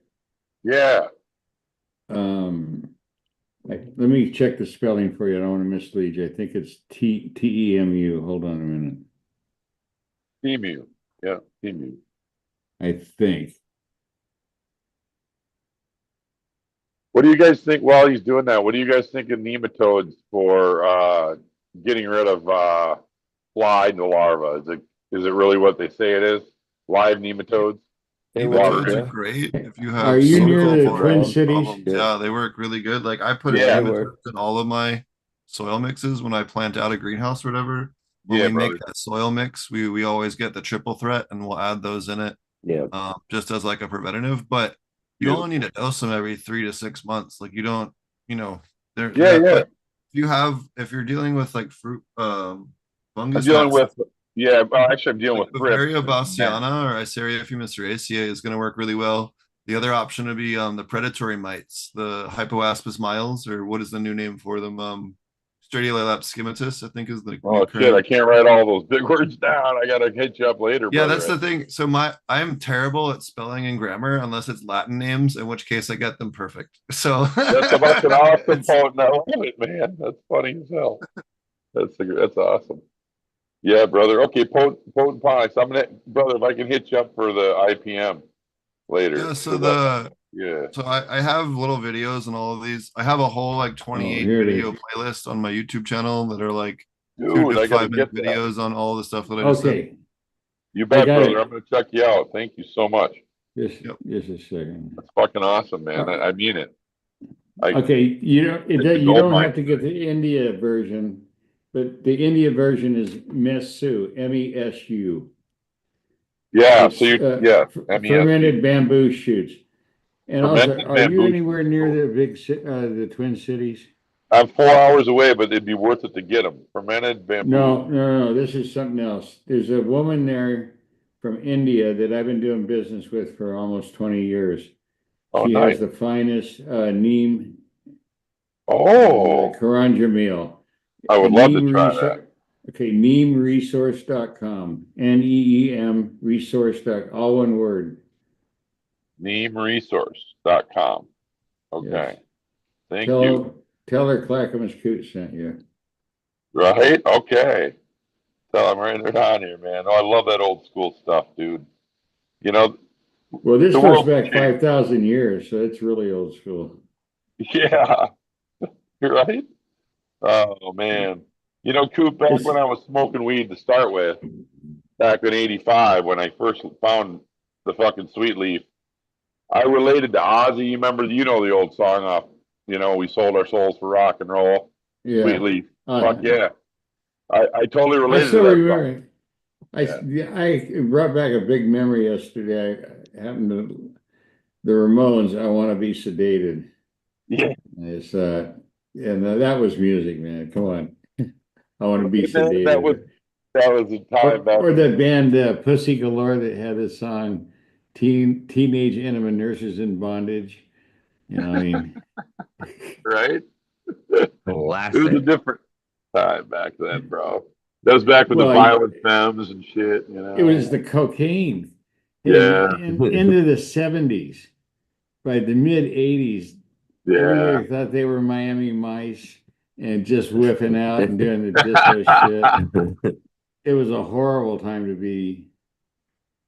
And I was living in Orange County, California, man. Conservative Republican. Oh, Jesus shit. Christ. You know what was crazy is I was in the Army back then in Colorado Springs. Dude, I was a Cav Scout, and they had the best fucking weed in Colorado Springs that I ever smoked in my life. Oh, yeah. It was fire, but I don't know what the strains would have been. Do you happen to maybe know what they might have been down there? Is that the 80s was crazy. Even Disney had fucking crazy cocaine shit. Like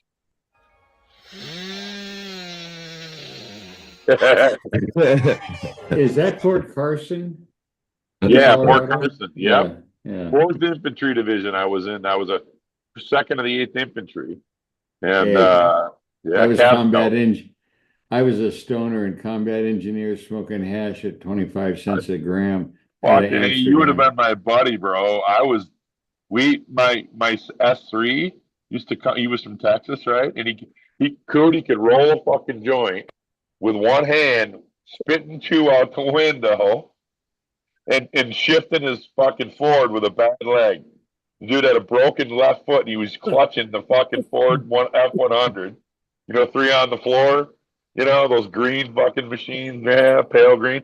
And he's fucking rolling a doobie with one hand, guys. I swear to God, the size of a fucking cigar. I'm like, Jesus, what the fuck is this?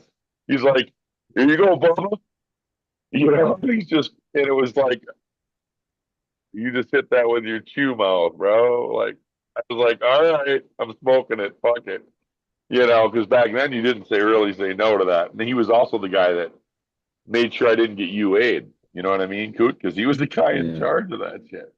So anyhow, that was good weed back then, man. I don't know. It's not the same. It's not the same weed. Go ahead. No.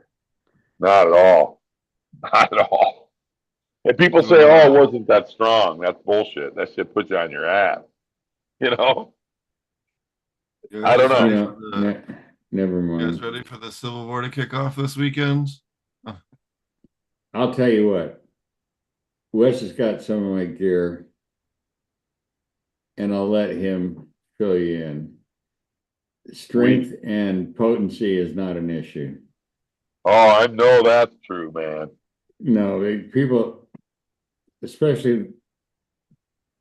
Well, here I'll show you a plant. Yeah, one of my favorite strain is not topping 20% THC. Oh, no, well, I don't know. There's so many games played. I don't believe anything because I've had people. Excuse me. I had your stuff tested and it's this, and I'm going, yeah, okay, whatever. Right. I mean, really high, stupid high that fuck, you're getting ripped off. Right. You know, Coot, you don't- mentioned something I wanted to ask you about. Sorry, go ahead. Somebody was saying something. I just talked over him. I apologize. Oh no, I don't believe it. You know, Oh. half the shit that is Yeah. and usually because without me getting a dime on Right. something. Right. Okay. Fucking bullshit. Yeah, Yeah.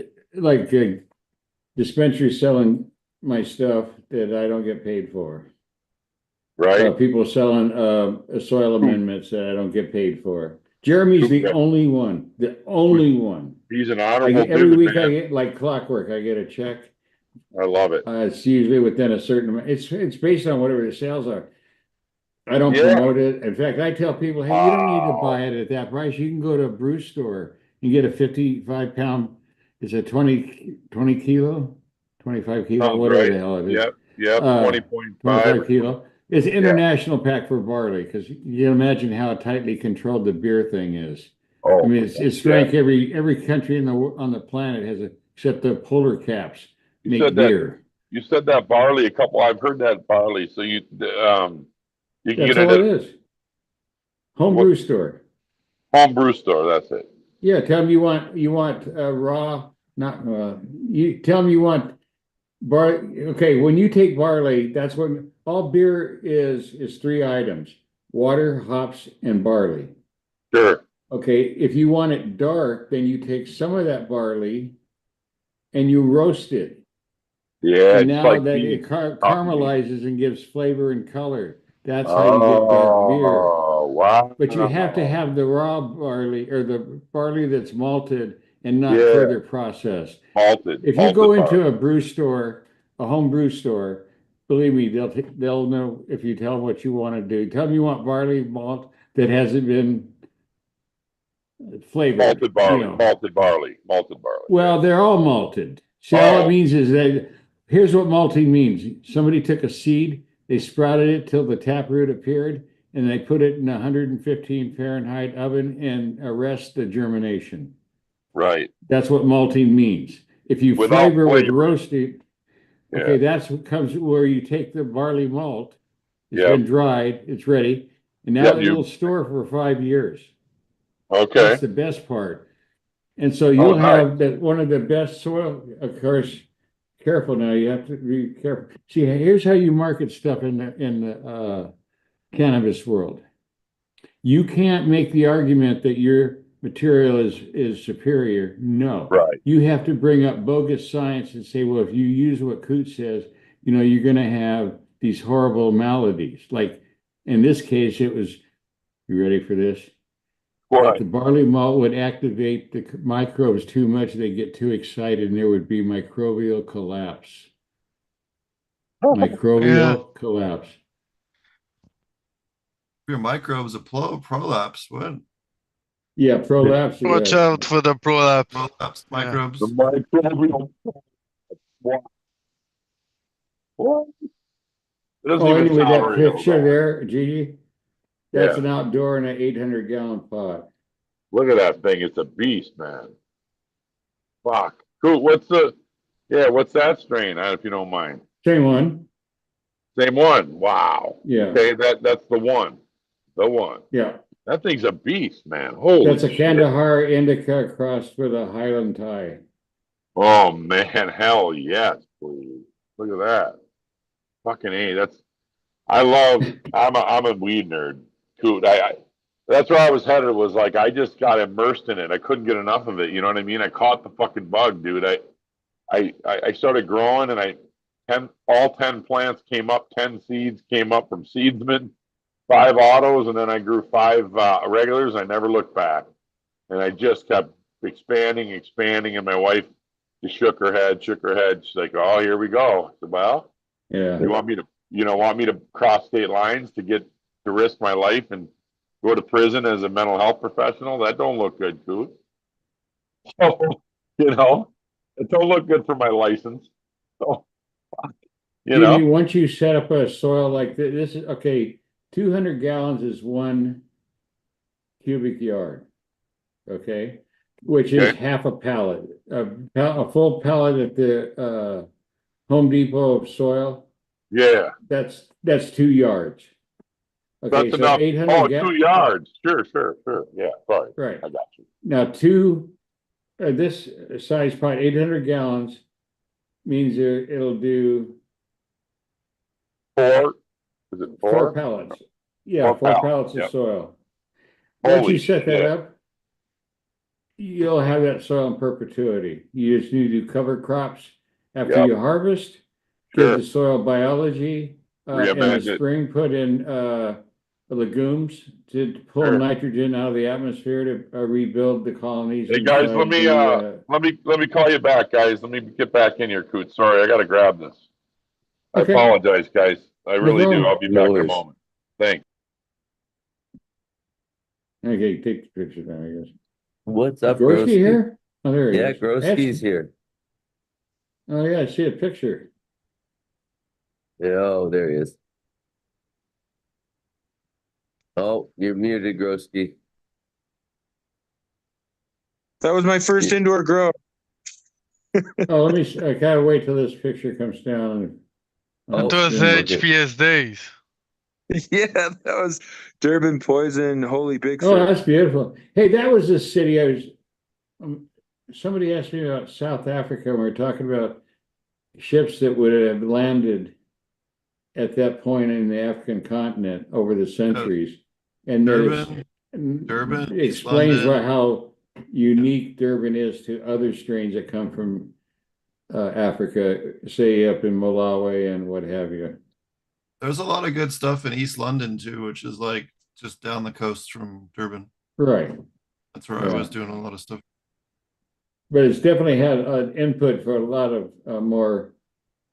I mean, the Indians were sailing around Africa into the Mediterranean at the time of the Roman Empire. Pepperberries, black pepper. See, without refrigeration, the food was rotten. So that's why the world was in search of spices, was to make this food palatable.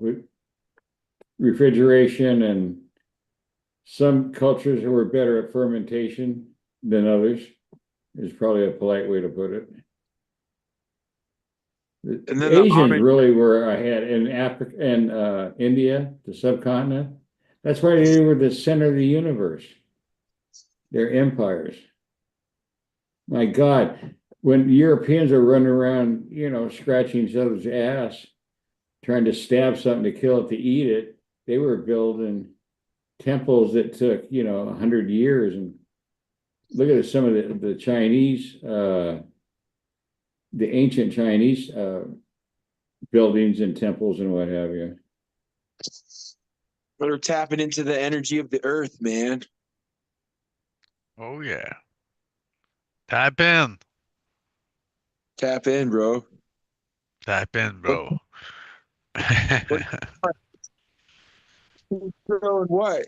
Wes, you gave me an update on your stuff last time. You said things were going well. Yeah, they're going well. They're just progressive. Yeah. I mean, I You had got that balls little. on your females. I do have the reversal is opening flowers now, so it's starting to dump a little pollen in the room. A few of them are still pushing white hairs, so New technique where you were kind of like, making love to your plants or something, dude. Balls to the females, bro. that's right. Yes. Hey, Wes, which AI agent do you use? I don't use any. I Oh, okay. don't really use any. Potent uses his a lot. I don't really use. I haven't played with them that the much. main thing is to find the published literature on the topic where you have legitimate peer-reviewed, not Stoner Bob and Cash Crop Stupid, discussing their product line or something. What do I use? And then have For it AI. critically analyzed. Oh yeah. But AI is only as smart as like the data that you train it on, right? So like Absolutely. That's And the the way you problem. write your prompt engineering, I know it's an overused word, but the way you structure the prompt for example, I needed to help somebody in an area that I kind of know, but not well enough to teach. So it was about connecting a certain number of devices in the app within the Apple ecosystem, given what he had in models and versions, what have you. Well, and I mean, I had the answer within 30 seconds. Outline list by list, do this. You can't fuck that up.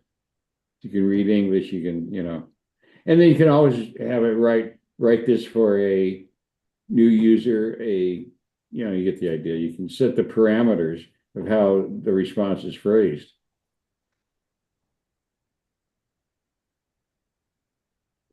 I like it because read papers. You can feed it like Potent. You had that paper, you just posted on Insta, and I fed it to my AI, and it gave me an abstract real quick. Right. Kevin's paper. Which one? The one I posted today about from Kevin. Yeah. That's and I just cool got the abstract. I don't think he's released that yet publicly. I'll have to go back and check. I haven't looked at his Instagram, but he sent me that this morning. I was talking to him. He got a shout out actually on Joe Rogan yesterday with the vaccine lady was on talking. So it was pretty cool. But I was talking to him and he sent me, so he has a new aspergillus paper out showing aspergillus testing starting in like 2017. And it's combined like all the different states, all the different markets. So there's like thousands and thousands and thousands of data points, and it shows pesticides, aspergillus specifically, and then other microbial failures. And you can see how like it's complete bullshit. How aspergillus is like 0.5% or something like that on average. So, but there you have some states that are getting like 30% fucking failure rate for aspergillus, and it's like, okay, well, clearly the test is the problem, not the actual aspergillus exposure, because this is bullshit. So it's a really good white paper, and it's going to help get rid of some of the scummy testing shit that's going on. So it's just another grab at money, and to have people kind of spend their money on silly testing, or the testers are, I mean, where do you sit at this table? What do you think about the testing and the problem is the testing. I mean, I was the first person to win a fucking court case against OMMA in Oklahoma on retesting shit. We had a whole fucking big battle with them over some edibles that they said that our 10 milligram edible had aspergillus, but our 50 milligram didn't, and they're made from both the same ingredients, except the 50 has more of the fucking base oil in it. So how it's literally impossible. If it was in the 10, it would be in the 50, because it's the same fucking ingredient batch, like same fucking SKU numbers on the fucking boxes and ingredient bags. There's no fucking possible way. And all it was they had done a test on someone before us that very clearly failed, or they just didn't fucking do the test right.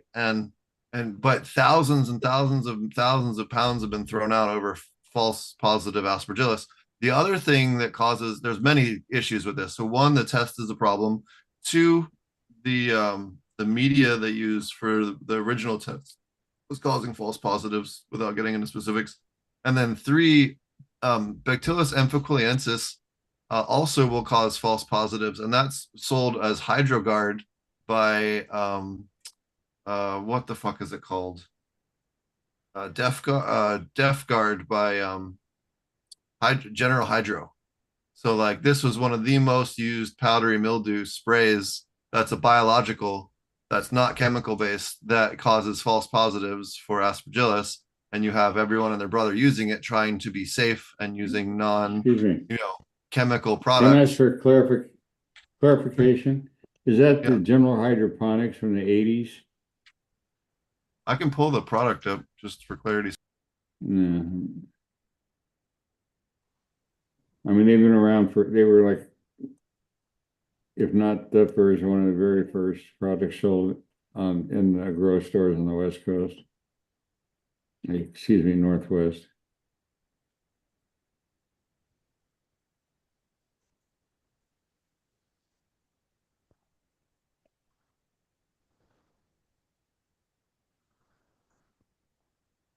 I was right. It's GH. Def Guard product label. Def Guard, Bacillus amphicooliensis. Yeah, that's general hydroponics. Yeah. Everyone's seen this in the shop, right? And it's OMRI listed too, which is like everyone's using it to be responsible, and they were failing people for it, and that's fucking bullshit. They need to just blanketly make all fucking biocontrols legal, no matter what, and force the fucking states. Fucking goddamn California has some Bavaria Bassiana strains fucking banned. How fucking what kind of crackhead bans Bavaria Bassiana? Literally one of the safest fucking pest controls on the planet. Yeah. You can drink the fucking shit, right? It'll give you a bit of a stomach ache, but that's about it, right? It's completely harmless. It's a fungi that only targets insects.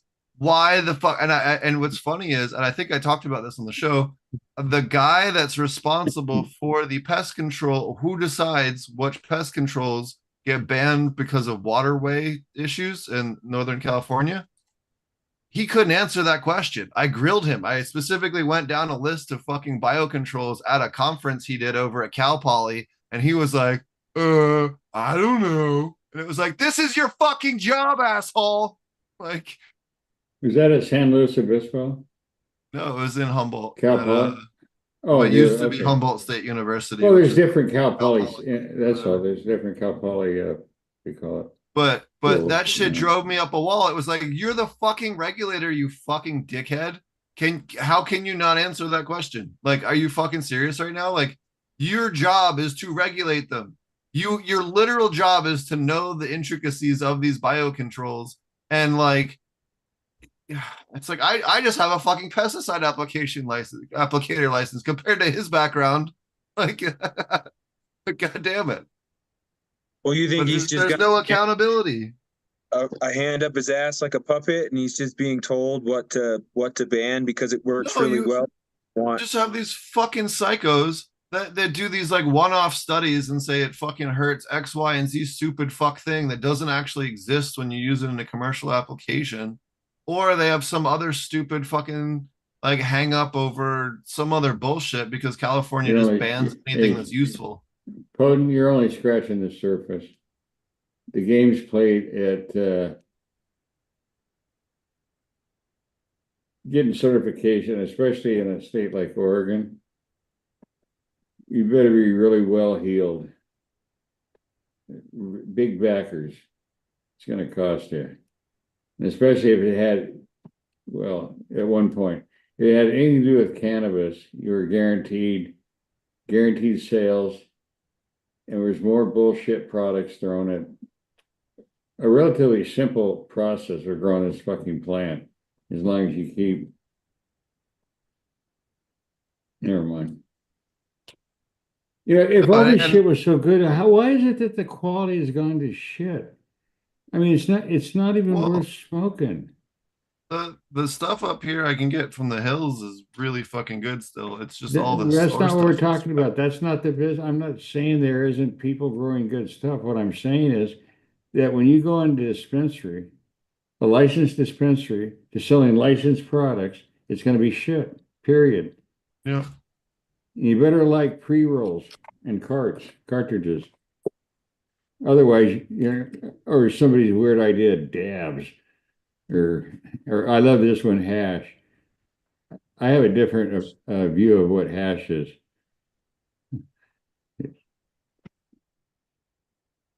Yeah, so the testing is just going to be a pain in the dick for the next couple of years until they get their shit straight, or what? So some states have already backed off on this. Oregon actually had a huge boner about aspergillus, and they backed off after Kevin did some shit for them. So like this is something that's like gonna get better, but you know, in some states it's still gonna be a pain for a while. But this should help smash that problem once and for all. You know, putting out hard science. One thing we have going for us, that many data points. One thing we have going for us is that this is a really big state for artisan barley, because in fact at Oregon State, you go to barleyworld.com, and that's the portal for barley producers. I mean, on a big scale, not some dumb shit like me trying to figure out how do I get this in the soil. And the other one is wine. I mean, and these guys that own the vineyards, they pay big taxes. And we don't have sales tax here, so they're like protected industry, if you will.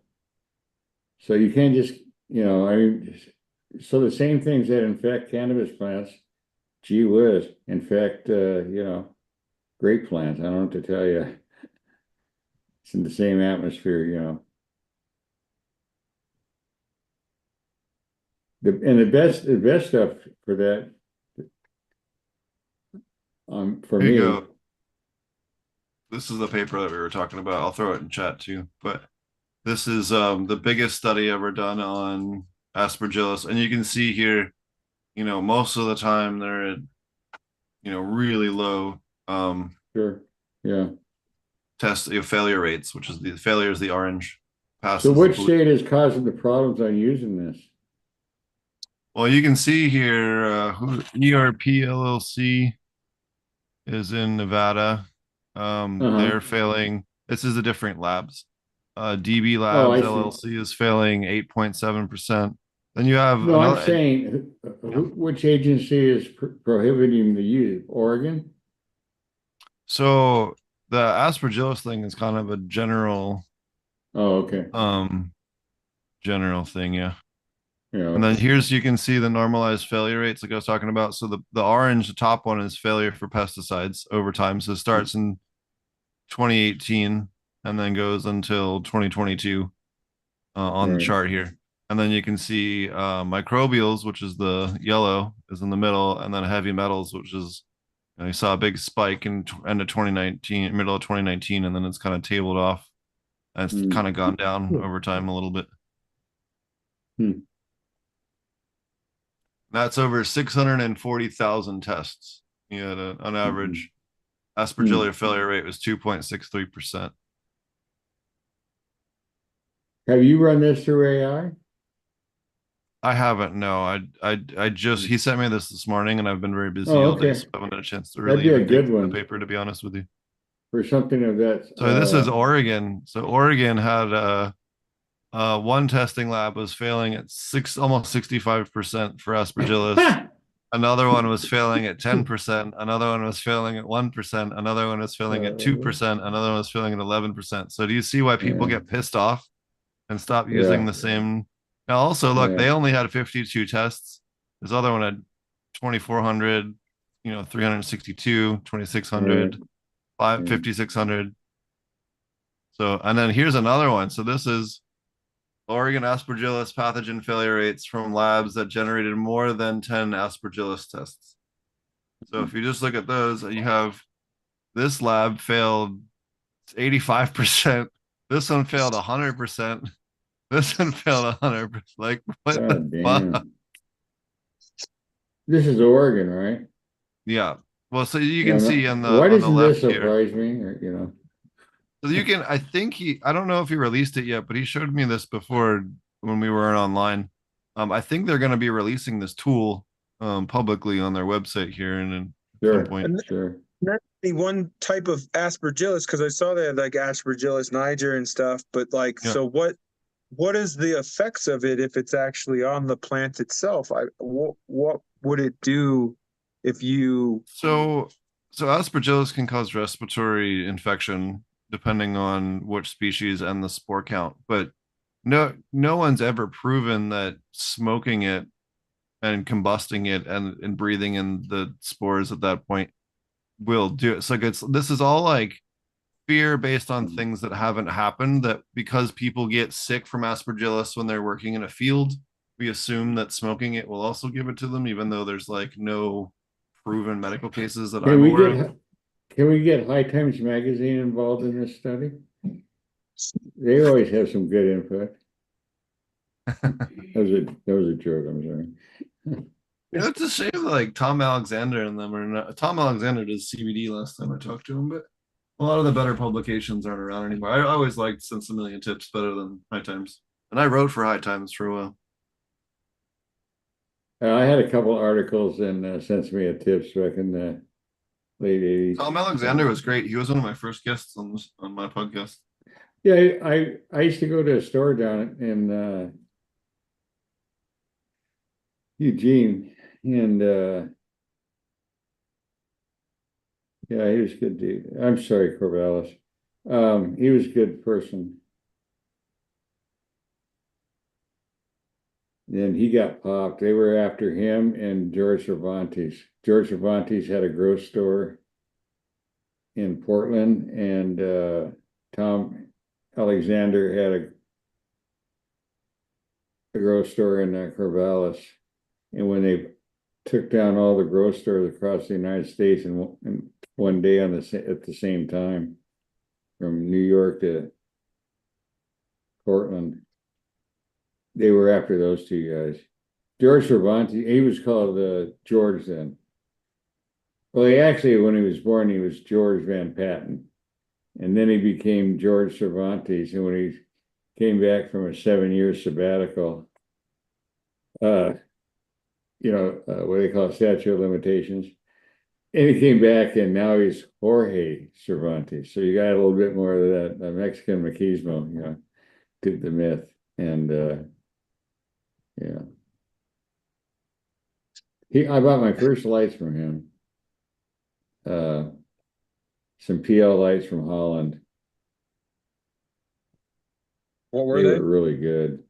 PL is the name of the company. PL lights. Setting the cannabis sector aside, PL lights are the main supplier of lights are used in greenhouses to extend the day period. For example, like where I live, he's gone, but Gigi, we're this so far north, we have really short days in the winter. So the lights are used to light the greenhouses earlier in the day, right? And then then they go off when the sun's out, and then they come back on towards dusk. So extending daylight so you can adjust it. And yeah, there you go. They invented horticultural lighting back in 1975 in conjunction with Hortilux. You would know them as no, Hortilux is the name in North America. I apologize. That's the North American name. You would know them as Hortilux. Horst Schrager is a parent company based in Germany, and these guys are based in Holland, and they invented the indoor light systems. It wasn't for this idea of concrete buildings and basements. This was just they were hanging in greenhouses, and I mean big greenhouses, automated. AI before there was an official AI kind of thing, and yeah, they're still made. They bring cash. These are not grocery store bullshit. I mean, this is hardcore investment grade. When you're running a legitimate, where you're producing thousands of plants.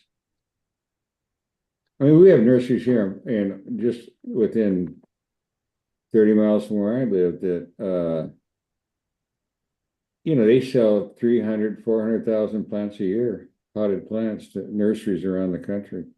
That's crazy. And that's just one operation.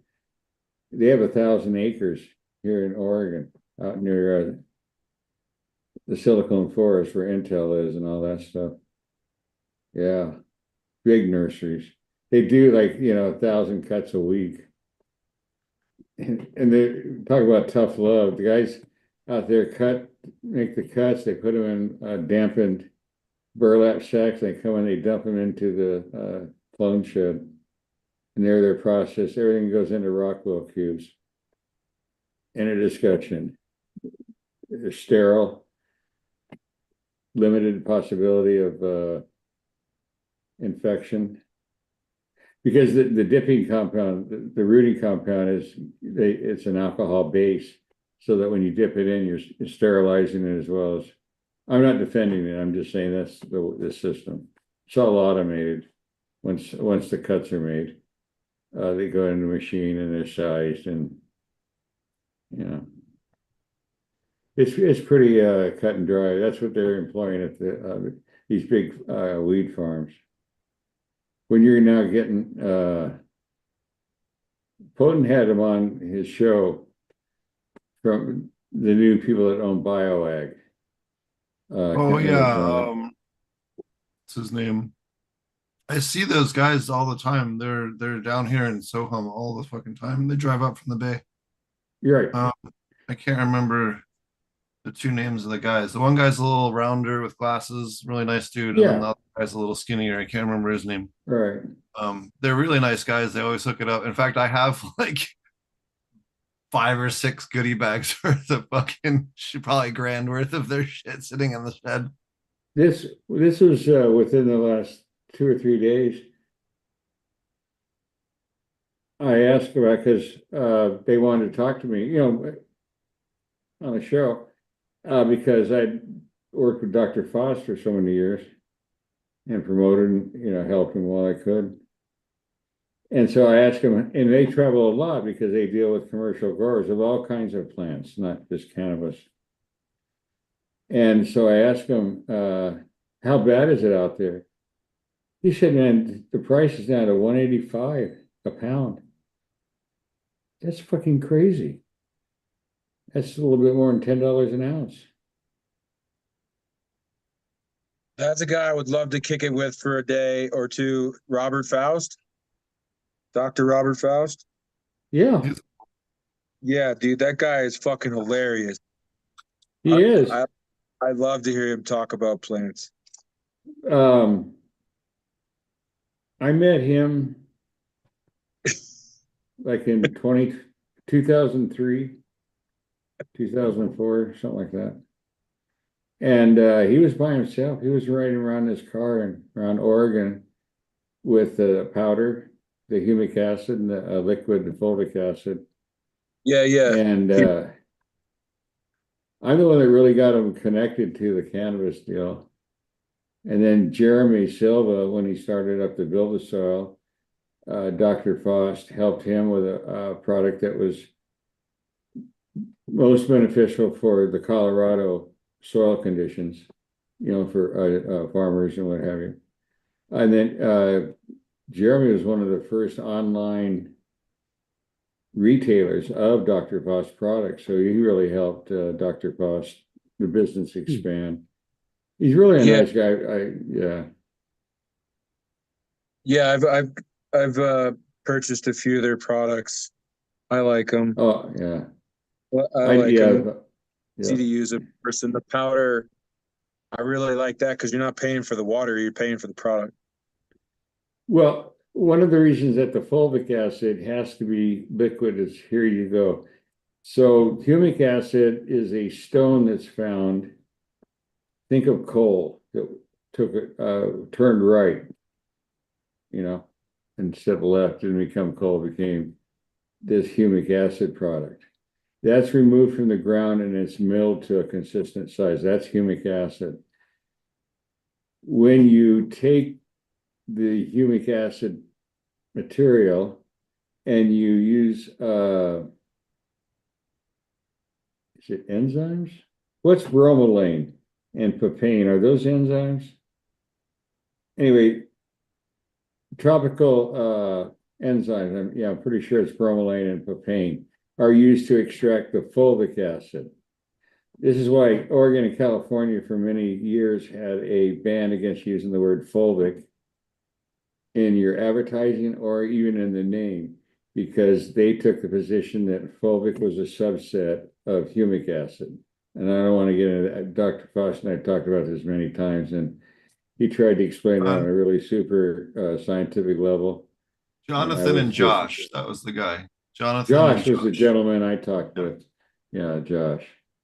Anyway, there you go. Yeah, Dr. Faust. So we go back a lot of years, and I did everything I could to help him get bigger, and he did, and that's really cool. And then he got this guy Vic, who was in the neem business, Victrant from India. He was a software engineer out at Intel, and for some weird reason, he decided he wanted to get into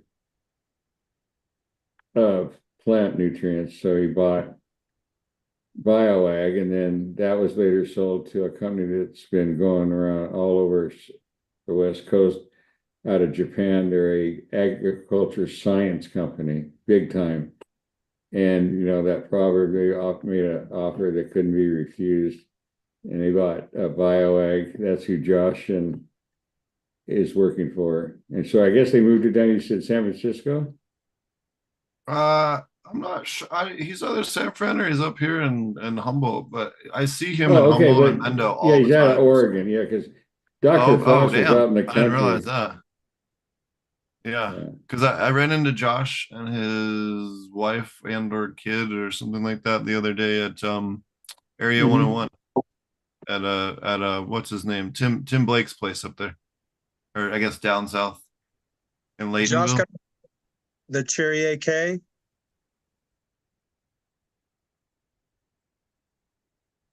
Is it Josh that was rolling with the Cherry AK-47?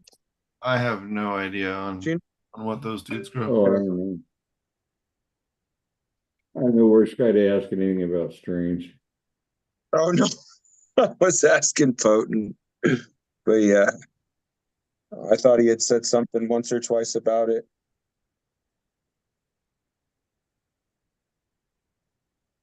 Yeah, well, when I talked to Josh the other day, I asked if they had still carried the human grade fulvic acid, Winjunsan, that Dr. Foss had created many, many years ago. And he said that they still do, so order some of that.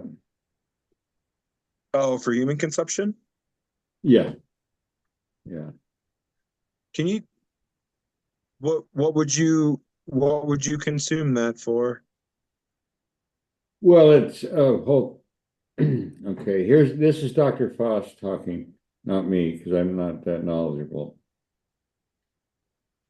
So he said, take the definition of an enzyme is a catalyst, which it is. They're catalyst. And fulvic acid is a catalyst of catalyst. That's his words. So that, and this is true across the board, not in every case, but in many cases, if it's good for you, it's good for plants, and vice versa. So it enhances the function of the enzymes that your body's creating, the enzymes that you're eating, consuming, drinking. Those all play a big role in your gut microbiome and gut health. So that's the but all that science is relatively new. But it was like 15 years after Dr. Costa created the human grade. He knew that the whole thing about the gut health and brain is a relatively recent understanding, like say maybe the last 12, 13 years. Your secondary brain. Well, yeah, I mean, or your first brain, actually, your stomach. Your I mean, think about it, the brain is controlling every function in your body, everything. And so, as a species, we didn't develop eating Twinkies and drinking big gulps, from 7-Eleven. Oh, come on. I mean, 7-Eleven, at least the ones here, I'm sure it's nationwide or maybe international, they have the store-to-door service now. Hey, I need a 6-pack of Buds and a pack of Cools. Give me a break. Have it delivered. That's a really weird system, man. Some people really enjoy it. They enjoy having somebody bring them McDonald's to their door. I thought fast food was fast food on purpose, but hey, some people like spending big bucks on fast food. It's up to them. I don't know about where you live, but I've never seen so many cars on car lots. I didn't know you could pack that many cars on a piece of real estate. The dealers are just stuffed with inventory that isn't moving. I mean, And the secondary market, the trade-ins.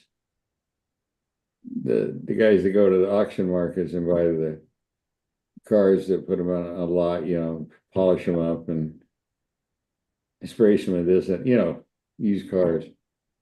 And who can't trust a used car salesman?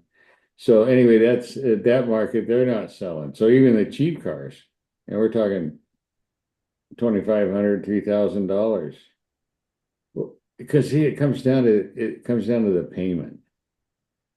Most consumers buying cars buy on payment. They don't give a shit about the price. They don't give a shit about the interest. What's the payment?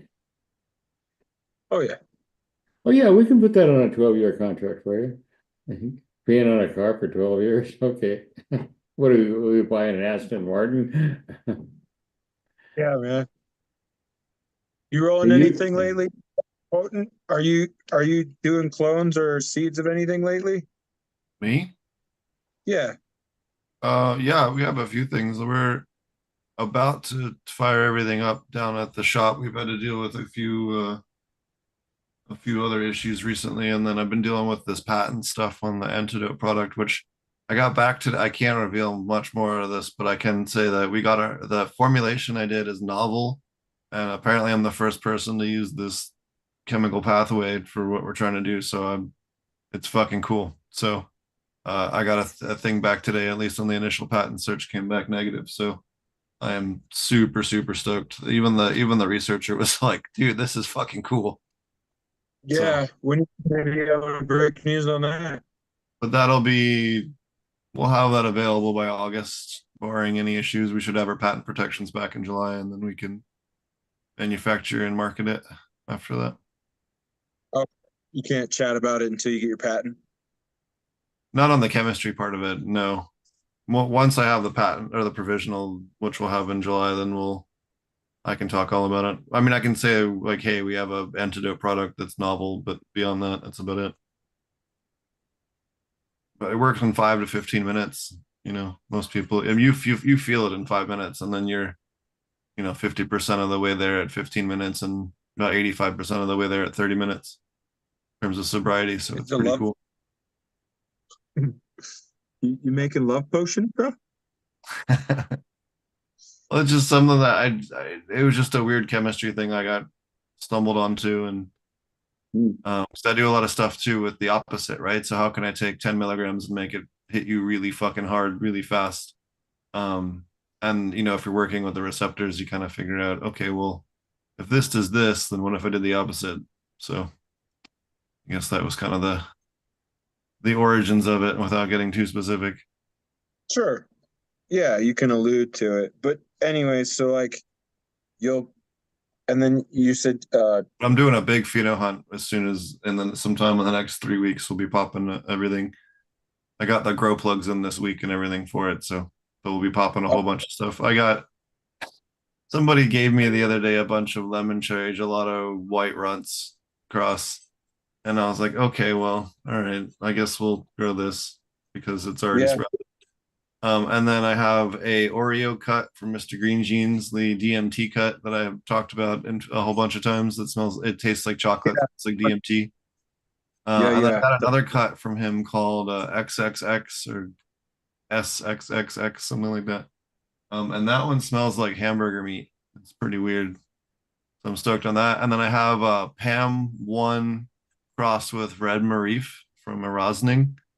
So it's family tree seeds Pam 1 crossed with Erosning's Red Marif, Afghan Red Marif, which is like some of the prettiest plants I've ever seen. Like, I don't know if you've ever seen a large Red Marif. My buddy had one in Thailand, but let me see if I can pull up a picture.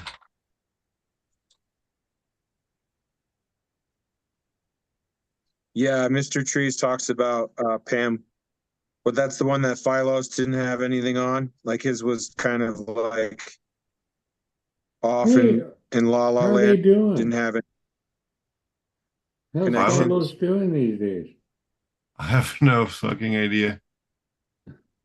They the last I heard they had like some kind of thing with what's his name? MLG. what the fuck was it called? The guy used to be on my show. God damn it, I can't think of it right now. But not HLG. The guy had a whole grow website and a big forum. Anyways. What, in California? I just lost my train of thought. Yeah. I'll think of it in a minute. I'm trying to find this red Marif picture. But they get it gets these crazy terpenes and beautiful blood red. Like some of them are insane looking. I'm trying to find. Where do you think the red Rosling had a comes great from? picture. The sap? The red is anthocyanin. But Well, I this know is that. a, Okay. A friend of a friend of a friend had a cloth distributor down in Laguna Beach, California, and they sold fabrics. I said cloth, fabrics.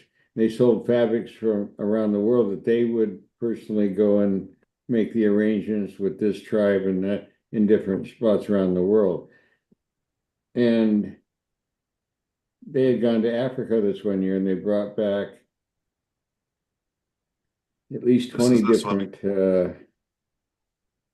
seeds from 20 different parts of Africa. And there was one.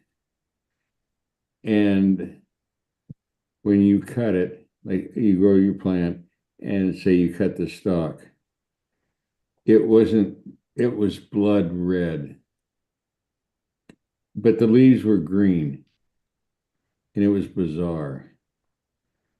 And I've never been able to get an answer like it had nothing to do with nutrition or, that kind of shit.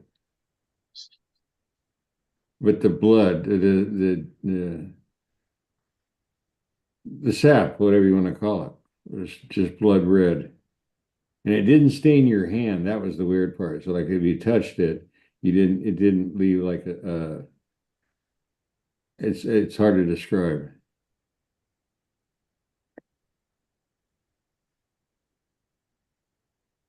We got some really good seeds out of that African run.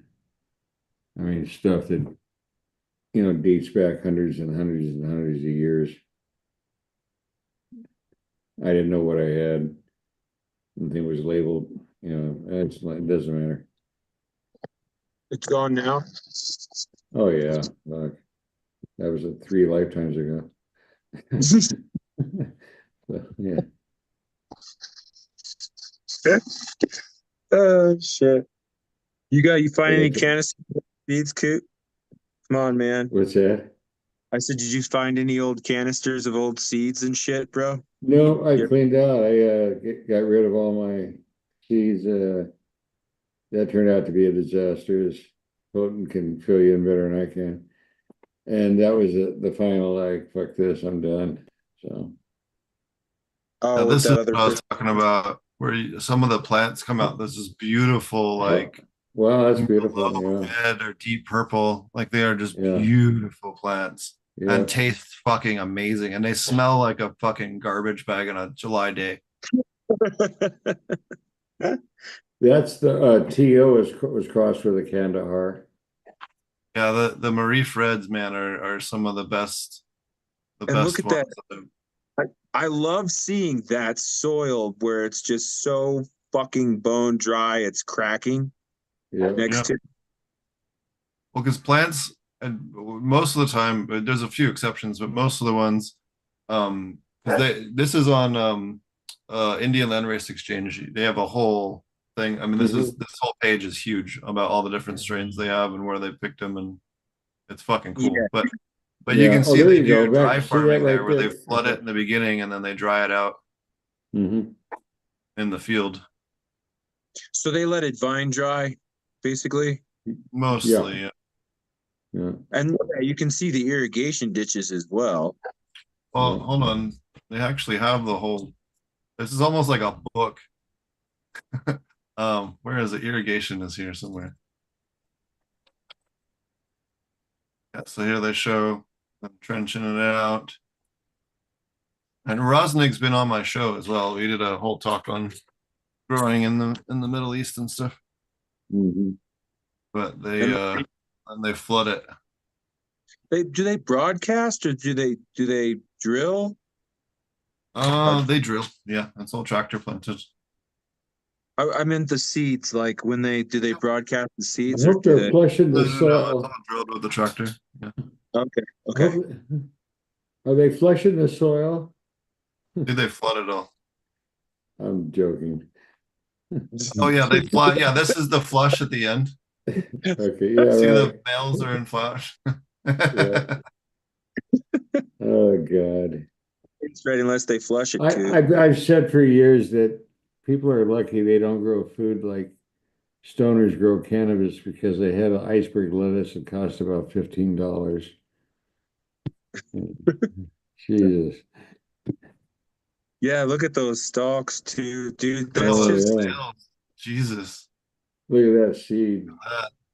Oof. that people are getting anxiety Sexy male right there. I'd those be gay for pollen. That's how it's done, baby. Yeah, exactly. Like motherfuckers would Do be you know like, how many seeds you get from a big ass plant? look at that male. It's Yeah, mind-boggling. I love the people that are like, I wonder what your neighbors think. Yeah, right. Geez, neighbors are probably pissed. There came a time that I sent some cuts to Hawaii to a friend, and they crossed it with a plant I'd gotten back in the 80s. A seed group. I'd worked it, over the years. But later I found out, because I didn't even know who the guy was. Honest to God, it meant nothing to me. DJ Short, and it was on his path. His son contacted me. That was an interesting conversation. And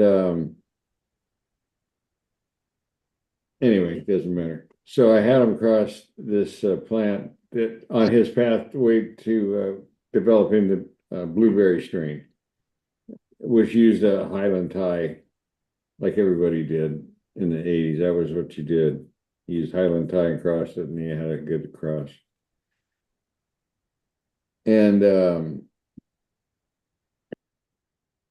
they were growing some 18-foot plants in Hawaii from this cross.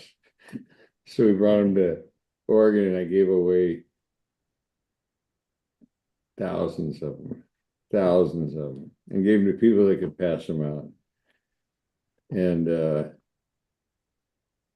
yeah, Velvet Rush, that was the one. I'd gotten these seeds marked Velvet Rush in 85, and he wasn't even a thing yet. He hadn't released Blueberry. So this was one of the ones that didn't make the cut. And we were growing indoors in those days. There wasn't outdoor. You hid it in a bunker or basement. I mean, that was growing. Of course, you're also getting 3,200 a pound. So. That was better when we were getting 3 to 4K a pound for sure. Who knows? Trump might make it illegal again with this fucking idiotic new head of the DEA. Allegedly, they're going to combine the ATF and the DEA, which is a recipe for all new shit shows. Oh, fuck. Yeah, we thought we had problems before. Oh, fuck. Now the people that regulate weed are going to also regulate guns. That's not good. What a fucking zoo. What a fucking zoo. That have an address, an IP address on the bullets from gun to Jesus Christ. I am going to Ecuador. Got to have your metric tag on your pistol. yeah, you got I'm your bullets move need to metric Ecuador. tags.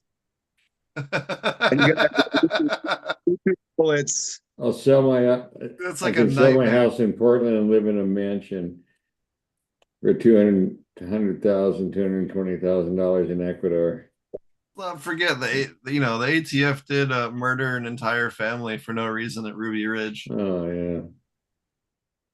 which I had a friend later whose led to father the was a which led to the Oklahoma City bombing directly as a consequence. right.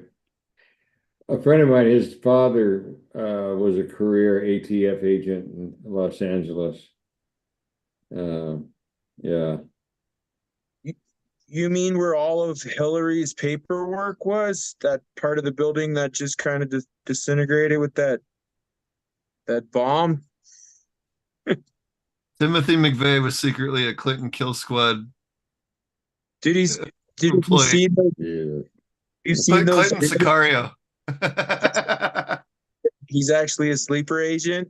And He's a wackadoodle.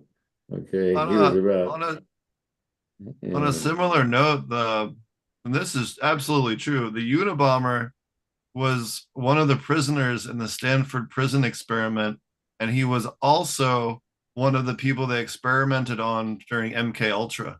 That's 100% true. yeah, dude, there's that pretty simple.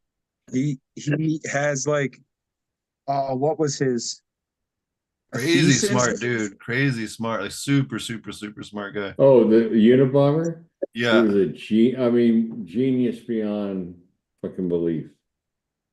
I'm not Yeah. saying that I'm not defending anything he did. That's a whole yeah. We're other not praising what he did. We're just saying that the no, man but himself his was he was intelligence at can be MIT. questioned. Yeah. Yeah. Yeah. What? Where in Ecuador did you say you like looking at? What are some of the places that Cuenca. are not bad? Boinka? Oh yeah, you want to avoid Guayaquil because anything on the coast is associated with drug running. Look at the map and you can see why. Colombia and Ecuador border each other, and Ecuador has the largest tuna operation in the world. So there's a lot of packing and shipping out of there. So guess what? Where there's a Next lot to of shipping, Venezuela, that's where you right? want to ship. If you're going to ship contraband, you don't take it to a small fishing village, on the coast at 100 miles from nowhere. You want to go where there's a lot of activity, volume, volume, volume, volume. So that's how you don't get busted. So you're gonna get back into the game, Coot? No. Hey, you can live like a king there, like a king. Didn't you hear him talk about Ecuador? He's into cocaine now. Yeah, that's what I want to do. I remember my friend telling me this is like around 98, 97. He goes, man, I got it wired. He goes, I'm doing this deal that's going to put me into the next century. It did too. Federal Correction Institute and bumfuck Arkansas. That's where I put him. 108 months. See, in a federal case, you're mandated. You have to do 80%. You can't take a pardon unless you've done 80% of your time. Or yeah, unless you can get a pardon from the press. Well, from the president, Speaking of yes. which, They don't. speaking of which, I got news for you. They don't pardon cocaine dealers. Okay. they just pardoned the guy that was the head of this. The guy that founded the Silk Road just got pardoned by Yeah. Trump, Yeah. and Yeah. he moved more cocaine than half the cartels did. Really. Oh, That was my most expensive hit of acid, bro. But he bought like a 10 strip with some Bitcoin. So when oh, I didn't. so long before Trump is pardoning. the microdot stuff or the paper stuff. Okay. The first LSD of volume, and I mean worldwide, was Orange Sunshine. And it was made by the Brotherhood. There were two guys that were involved in that part of it. And they had facilities around the country, Santa Cruz, Indiana, because they were shipping to every Kansas. nation. You could go to Goa and buy Orange Sunshine from somebody on the beach. I mean, it was everywhere. And it was tablets. It wasn't even LSD, it was ALD, another Ryer developed by Dr. Hoffman. But that part doesn't matter. It was more stable, so it was better for shipping. If you're going to ship a psychedelic, it retained its potency, whereas LSD was very unstable. LSD 25. Now, read his book, LSD, My Problem Child, by Albert That's a good one. Hoffman. I listened to it. I'll probably listen to it again soon. Yeah. What were you saying? All I was saying is with the pardons, like if Trump's gonna pardon all these other criminal assholes, can we get fucking Tiger King out so we can get his show back? Because that guy totally got framed, especially after the second one. Like that bitch killed him 100%. I mean, she took all the guns out of this house the night the guy went missing. Like he didn't do it. Like, did he hate the bitch? Did he maybe mouth off too much? Sure, but did he abuse any animals? No, not really. Did he try to kill that bitch? No, he didn't. He just got framed for it. So Trump needs to pardon Tiger King. I want to see like season 3, man. Come on. Pardon Tiger King. Get this man a pardon and some tigers. Well, bro, I think so. Where do tiger we stand on the bromance between Elon and his feeling Tesla and Smirk? And Trump, you mean? Yeah. Well, I mean, first off, day, Trump is a neo-Nazi pedophile who bragged about sexually assaulting teenagers. So he's a far worse human being. Elon likes to fucking lots of women, have lots of kids, but he's never been once accused of being into anyone even under 21. So I feel like if we're judging based on which one of them is the least horrible human being, Elon is definitely the least horrible human being by a large margin. Now, he's got his own fucking problems, and he's definitely not a good person by any means. But it's like, you know, if you're comparing like, you know, Hitler to like, you know, a guy that shot one person on the street, like, yeah, Hitler's definitely a more evil person. I guess that's the kind of the comparison you have with those two. But Elon, at least he digitized banking. He moved the US 25 years forward in space technology. And he brought, you know, basically made electric cars a viable thing in the United States. So I feel like Elon has done more good in the world in terms of action than Trump has. Trump has done what? Nothing good in the world ever. So I feel like comparing the two, while they're both evil pieces of shit, they're completely different levels of evil. It's like comparing like Harley Quinn to like, you know, Doctor Doom. Like those are just not the same. we got Trump Tower, we got The Apprentice, we got his scenes on Trump WWE. Steaks. I have the Bible. Does that count? The Trump Bible? You know, I was just talking to somebody about the Jefferson Bible this week. You know, Thomas Jefferson rewrote the Bible without the magic, and it's called The Life and Moral Teachings of Jesus of Nazareth. And it's just like be a good person, but like without all the magic and the hocus pocus and the life after death parts. It's like it's just like a moral guidebook. It's pretty funny. Anyways, he had a really good quote that said, if a law is unjust, it is your right, not only your right, but your duty as an American to disobey such laws. And I feel like that very much applies this week with the militant orange shithead trying to throw his weight around with the Marines. And not only that, like this is disrespectful to our military. They're not fucking trained to go fucking do police work. They're trained to fight wars. Like, this is what are we gonna do if fucking Israel bombs Iran tonight or tomorrow and starts World War fucking 3, or China invades Taiwan, but our fucking military is deployed dealing with fucking protesters who aren't doing anything other than opposing fascism? That's a shit show and a half. Not to mention, we're wasting $132 million per day. Those guys are in LA right now. And they couldn't even provide them with beds. Couldn't even give them beds. They didn't even have beds the first 2 nights. Like, what the fuck? It isn't limited to LA. It's New York, Philly. I mean, all over the country. Oh, dude, they're gonna do ice raids in Philly next week, dude. If they think LA is gonna fight back, wait till they try and do this shit in South Philly, dude. They will not tolerate this. We're the only city that ran those neo-Nazi fucks that were marching in everybody's town. Philly is the first one that ran their fucking asses out of town. Like, Hey, Philly ain't gonna play this they shit. bombed a whole neighborhood back in the 80s. Yeah, I the remember move bombing, which Philadelphia. most Yeah. people not from Philadelphia don't know about. But yeah, they bombed a Yeah. whole city block for opposing them. Yeah. Literally built a barrel bomb from a police helicopter and bombed the block. Yeah. Yeah. But I you know, forget how many Some- people were some killed. It bomb- was unreal. but yeah, everyone stay safe at the Civil War this Yeah. weekend. I will be at the No Kings protest to appear in Humboldt. And but yeah, go check out your nearest No Kings protest this weekend. A lot of them are doing food drives, donate some food. I always bring a couple cans to our local one. Yeah. So There'll be a lot going on here in that regard here in Portland. We're left of center. We're hippies, degenerate, insurrectionists, yeah. whatever. Hey, you know, we'll finally get that Civil War. We got plenty of ammo and seeds here. It'll be fine. Yeah. Grow That's store. what you need to stock up on. You can trade ammo and seeds till the cows come home if currency devalues. Those two things won't lose value.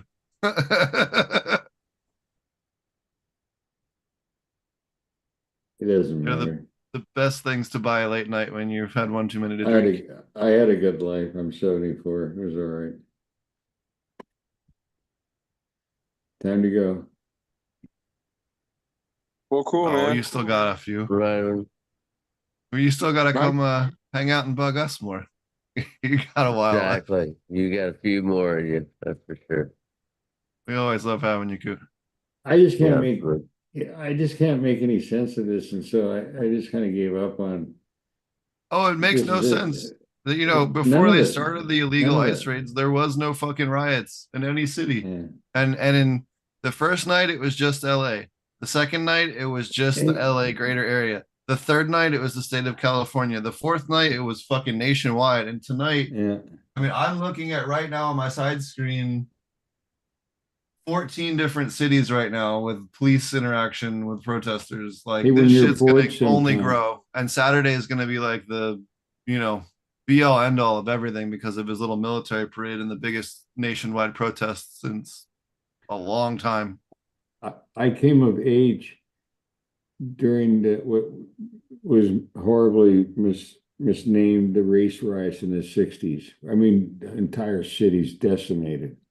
And then the anti-war, the March on Washington in 71. I mean, I'm not saying I participated, but I mean, it was part of the, and Yeah. so I've seen this country come apart at the seams. I mean, allowing blacks to vote. I mean, my God, what do they want next? They'll be coming after our women, and then the anti-military industrial complex that Yeah. brought out the heavy shit. National Guard in the cities and cities blown up and You had Kent State then too, yeah. well, yeah, I mean all of it. I mean, Philadelphia was one of the big cities in the 60s that So got Philly lit. doesn't Newark, fucking New play. Jersey. People in Philly, Yeah. there's a lot of like union guys and pipe workers and shipbuilders Yeah. and like people here don't fuck around. Like, Right. it's just a different kind of we don't argue Blue collar, before a man. fight, we just fight. Right. We don't tell them we're coming, we just swing. Like Yeah. All right, guys, I gotta go. Yeah, You man. guys take it Thanks. easy. Yeah, I gotta run too. same. Yeah, it was Yeah. a lot of Peace. fun That's talking to you. awesome. Good night. Thanks. Later. Thanks, guys.